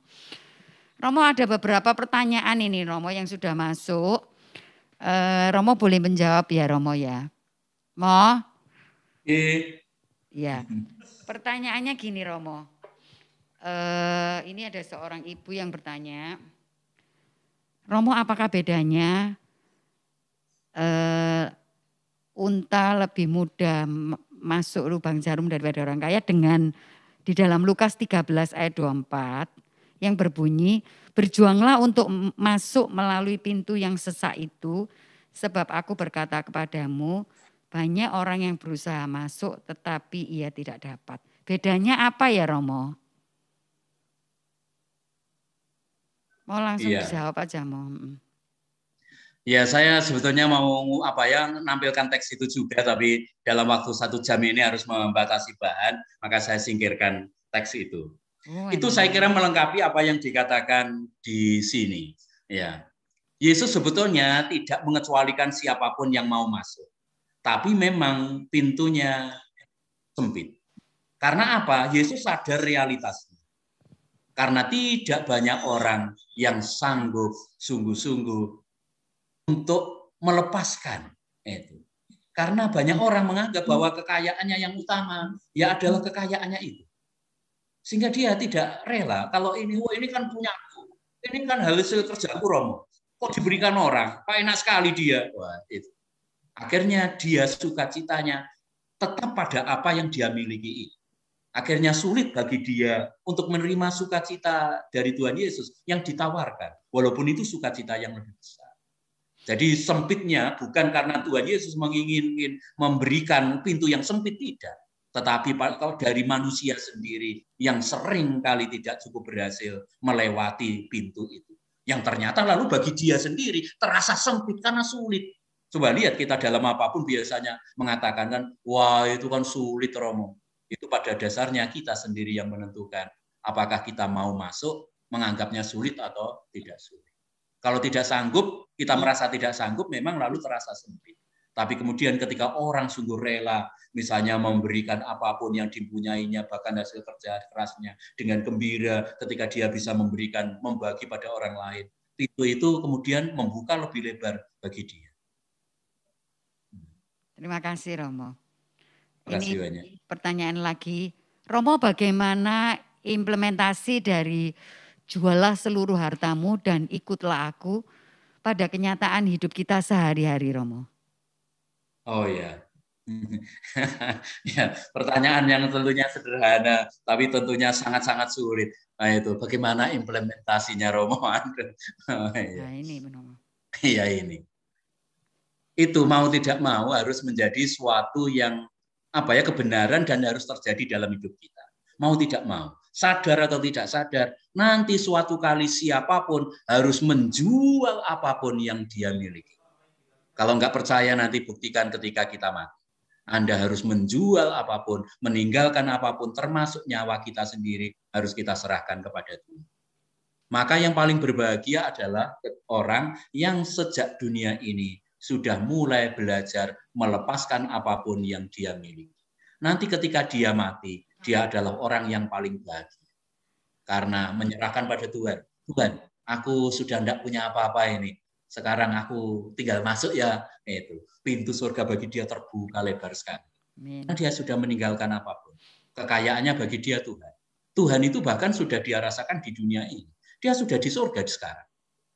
Jadi saya percaya pada apa yang dikatakan Tuhan Yesus. Kerajaan surga bukan nanti setelah kita mati. Tidak, sudah di dunia ini. Kalau nggak percaya ada banyak orang yang saleh luar biasa. Yang imannya luar biasa. Mereka merasakan surga di dunia ini. Kalau nggak percaya kita kutip banyak teks dalam Injil itu, terutama sabda bahagia tentunya. Itu jadi implementasinya barangkali apapun kita manusia dipanggil untuk melepaskan apapun yang kita miliki.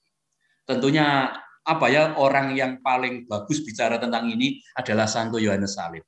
Romo Lam Tarida di YouTube kami ada channel Karmel itu bicara tentang Yohanes Salib. Dia mengajar banyak tentang namanya kelepasan.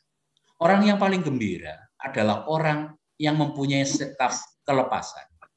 Karena sadar bahwa apa yang dimilikinya adalah milik apapun. Entah itu mulai dari harta sampai waktu yang dia miliki. Juga barangkali kepandaiannya atau apapun. Orang yang dengan gampang murah hati memberikan kepada siapapun, membagi pada siapapun, adalah orang yang paling gembira. Dan sementara orang yang sedih nampaknya adalah orang yang pengen apapun untuk dirinya sendiri. Karena dia adalah orang yang miskin. Seolah-olah apapun tidak cukup bagi dia. Itu yang barangkali menjadi pengalaman konkret sekali di dalam hidup kita.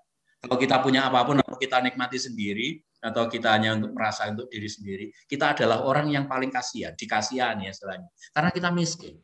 Itu. Orang yang paling kaya adalah orang yang merasa bahwa dalam dunia ini sudah cukup, dicukupi oleh Tuhan. Gembira. Itu mulai dari nanti belajar memberikan waktu, memberikan apapun, tenaga, itu ya mungkin juga apa yang kita miliki itu untuk yang lain. Mereka adalah orang yang ampun. Terima kasih Romo. Sungguh jelas, lugas dan sangat-sangat. Ya itu saling melengkapi. Ya, mungkin ada satu lagi boleh tolong galerinya. Ada yang mau bertanya boleh angkat tangan. Mungkin nggak sempat ngetik, nggak bisa tahu caranya ngetik, boleh mengangkat tangan. Kalau yang mau bertanya silakan. Angkat tangan boleh, jangan angkat kaki. Ya. Nah itu jangan ya. Ada yang mau bertanya, mungkin saya nggak kelihatan, silakan. Boleh raise hand, ada yang mau bertanya. Bu Heru mungkin mau bertanya Bu. Bu Ida ini nampaknya angkat tangan tadi. Oh ya, silakan Bu Ida. Oh ya. Masih di oh ya. Silakan Bu Ida. Aku.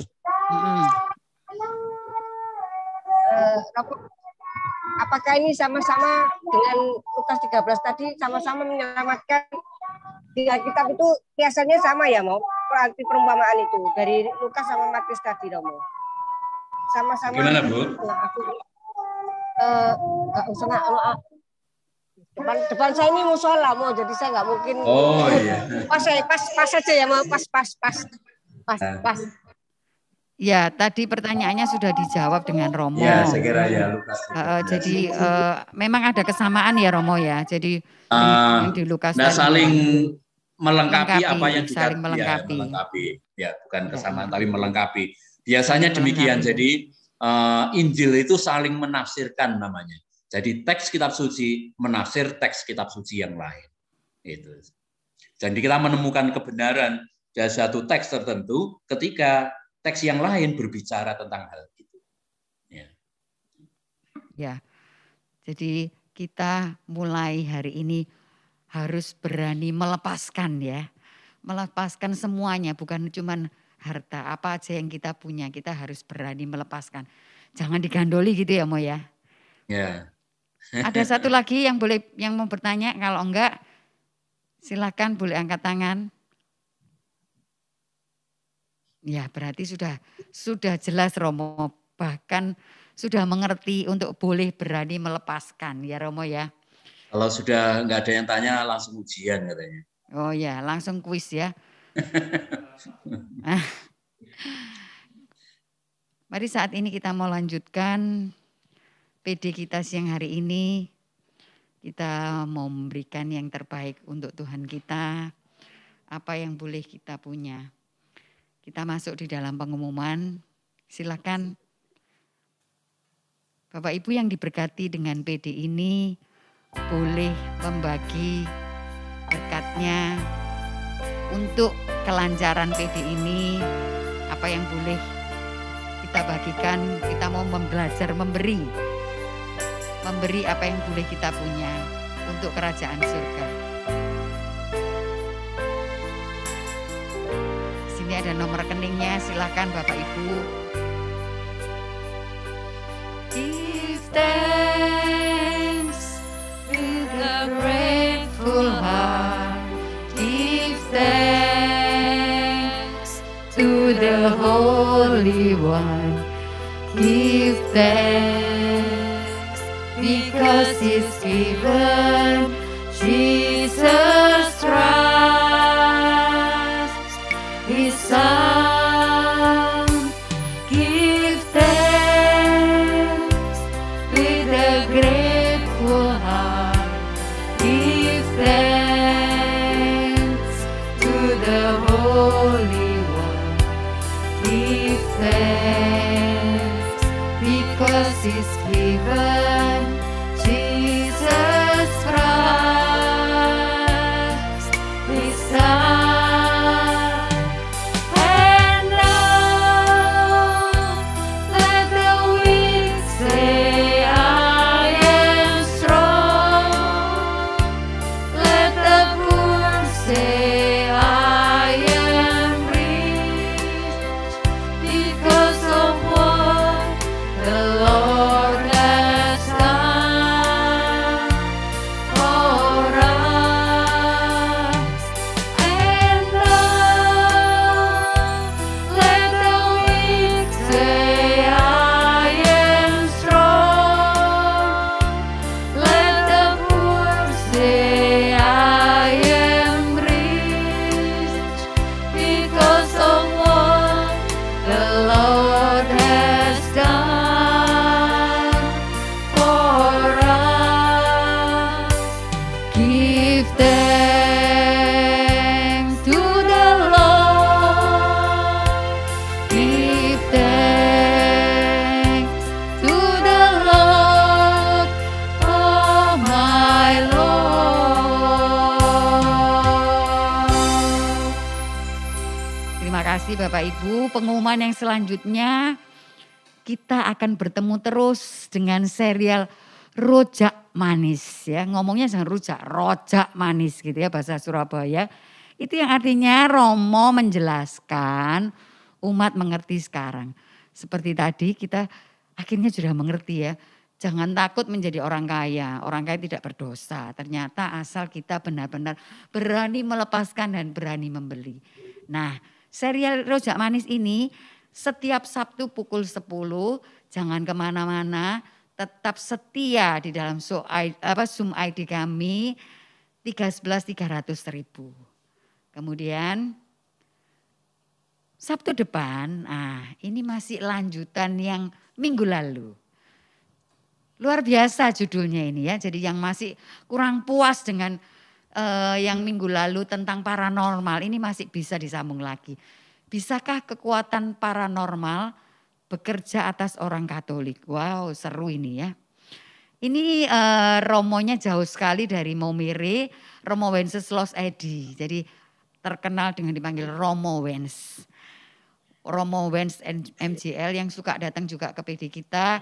Dia adalah satu ordo dengan Romo David. Sabtu tanggal 20 Maret. Catat ya tanggalnya. Kemudian Bapak Ibu, kita juga mempunyai banyak akun yang bisa dikunjungi dalam Instagram, yaitu PD PKK Teresa Avila. Kemudian Facebook juga ada, PD PKK Teresa Avila. Dan YouTube kita sendiri PD PKK Santa Teresa Avila, yang mungkin ingin, kok tadi tidak jelas ya, tak catat lagi, tak ulang lagi. Apa sih penjelasan dari Romo Budiono tadi? Kita boleh klik lagi di YouTube kita. Kemudian Bapak Ibu yang tergerak mau melayani atau bergabung bersama kami PD Avila, entah itu di dalam tim doa, singer, pujian, multimedia, silakan boleh WhatsApp sekretariat 0852 800 811. Apapun talenta yang Tuhan berikan kepada Bapak Ibu, boleh kita bagikan untuk umat sekalian di dalam PD Teresa Avila. Kami menanti. Dan yang terakhir adalah bagi yang berulang tahun, yang berbahagia. Romo nanti tolong didoakan ya. Yang berulang tahun dari tanggal 7 kemarin sampai dengan hari ini, bulan Maret, silakan mengangkat tangannya. Romo akan mendoakan bagi yang berulang tahun. Silakan mengangkat tangan. Bulan Maret, awal Maret sampai hari ini. Jangan malu-malu ya, ini dapat berkat luar biasa ini dari Romo. Oh, rupanya enggak ada yang berulang tahun, Mo. Takut suruh raktir ini. Enggak apa-apa, Mo. Jadi kita berkat saja, Romo. Kita minta berkat Romo, berkat penutup. Silakan, Romo. Tuhan yang Maha Baik, kami bersyukur atas anugerah yang Kau limpahkan kepada kami, yakni hidup kami sehari-hari, iman kami, pengharapan kami, dan kasih kami. Engkau memelihara kami setiap hari lewat penyelenggaraan-Mu, seperti embun pagi yang tidak tampak halus, tetapi nyata di dalam kehidupan, yang memberikan kekuatan dan kesegaran. Tuhan, kami percayakan keluarga kami, para saudara kami, terlebih mereka yang sedang sakit dan lemah, mereka yang berjuang di masa pandemi ini demi kebaikan banyak orang. Teguhkanlah kami di dalam pengharapan yang kuat, iman yang semakin mendalam akan Engkau, cinta yang ikhlas akan siapapun juga. Tuhan, kuatkanlah kami semua di dalam Engkau. Semoga dari hari ke hari kami tumbuh di dalam kekayaan akan Engkau, bahwa Engkaulah yang terbaik bagi kami. Semuanya sisanya Engkau berikan kepada kami, jika itu sungguh berguna bagi hidup, tugas, dan pelayanan kami. Semoga di tangan kami apapun yang Kau berikan kepada kami sungguh menjadi berkat, bukan hanya bagi diri kami sendiri, tetapi bagi banyak orang, terutama mereka yang Engkau percayakan kepada kami. Berkatilah kami semua, keluarga kami semua, komunitas kami ini, dan dunia kami di tengah ujian pandemi ini. Semoga kesejahteraan, keselamatan senantiasa menyertai kami. Demi Yesus Kristus, Putra-Mu Tuhan dan pengantara kami, yang hidup dan berkuasa, menderita dan bangkit bagi kami, kini dan sepanjang masa. Amin. Tuhan serta-Mu. Dan serta-Mu juga. Ke saudara sekalian, keluarga kita semua, dan mereka yang kita doakan, dilimpahi rahmat dan berkat Allah yang Maha Kuasa, Bapa dan Putera dan Roh Kudus. Amin. Terima kasih doanya Terima Romo, kasih luar biasa banyak. dahsyat buat kita semua. Kita boleh mengecap dan melihat betapa baiknya Tuhan di dalam hidup kita. Amin. Amin. Kita tutup PD ini dengan pujian ini. Kecaplah dan lihatlah betapa baiknya Tuhan.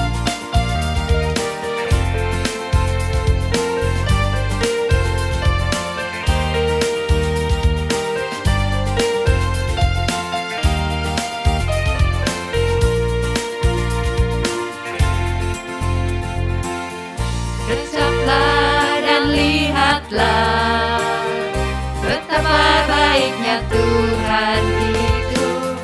Rasakan dan nikmati kasih setia Tuhan. Kasih setia Tuhan. Syukur bagimu Tuhan. Segala hormat bagimu Tuhan. Allah yang mengasihiku, Allah yang memeliharaku. Syukur bagimu Tuhan. Syukur bagimu Tuhan. Segala hormat bagimu Tuhan. Allah yang mengasihiku, Allah yang memeliharaku. Sekali lagi. Mari katakan, kecaplah dan lihatlah. Kecaplah dan lihatlah betapa baiknya Tuhan itu. Rasakan dan nikmati kasih setia Tuhan. Kasih setia Tuhan. Syukur bagimu Tuhan. Segala hormat bagimu Tuhan. Allah yang mengasihiku, Allah yang memeliharaku. Sekali lagi. Syukur bagimu Tuhan. Segala hormat bagimu Tuhan. Allah yang mengasihiku, Allah yang memeliharaku. Lebih dahsyat lagi. Syukur bagimu Tuhan. Segala hormat bagimu Tuhan. Allah yang mengasihiku, Allah yang memeliharaku selamanya. Selamanya. Kita jumpa lagi Sabtu depan. Tuhan Yesus memberkati. Shalom. Terima kasih. Sampai jumpa.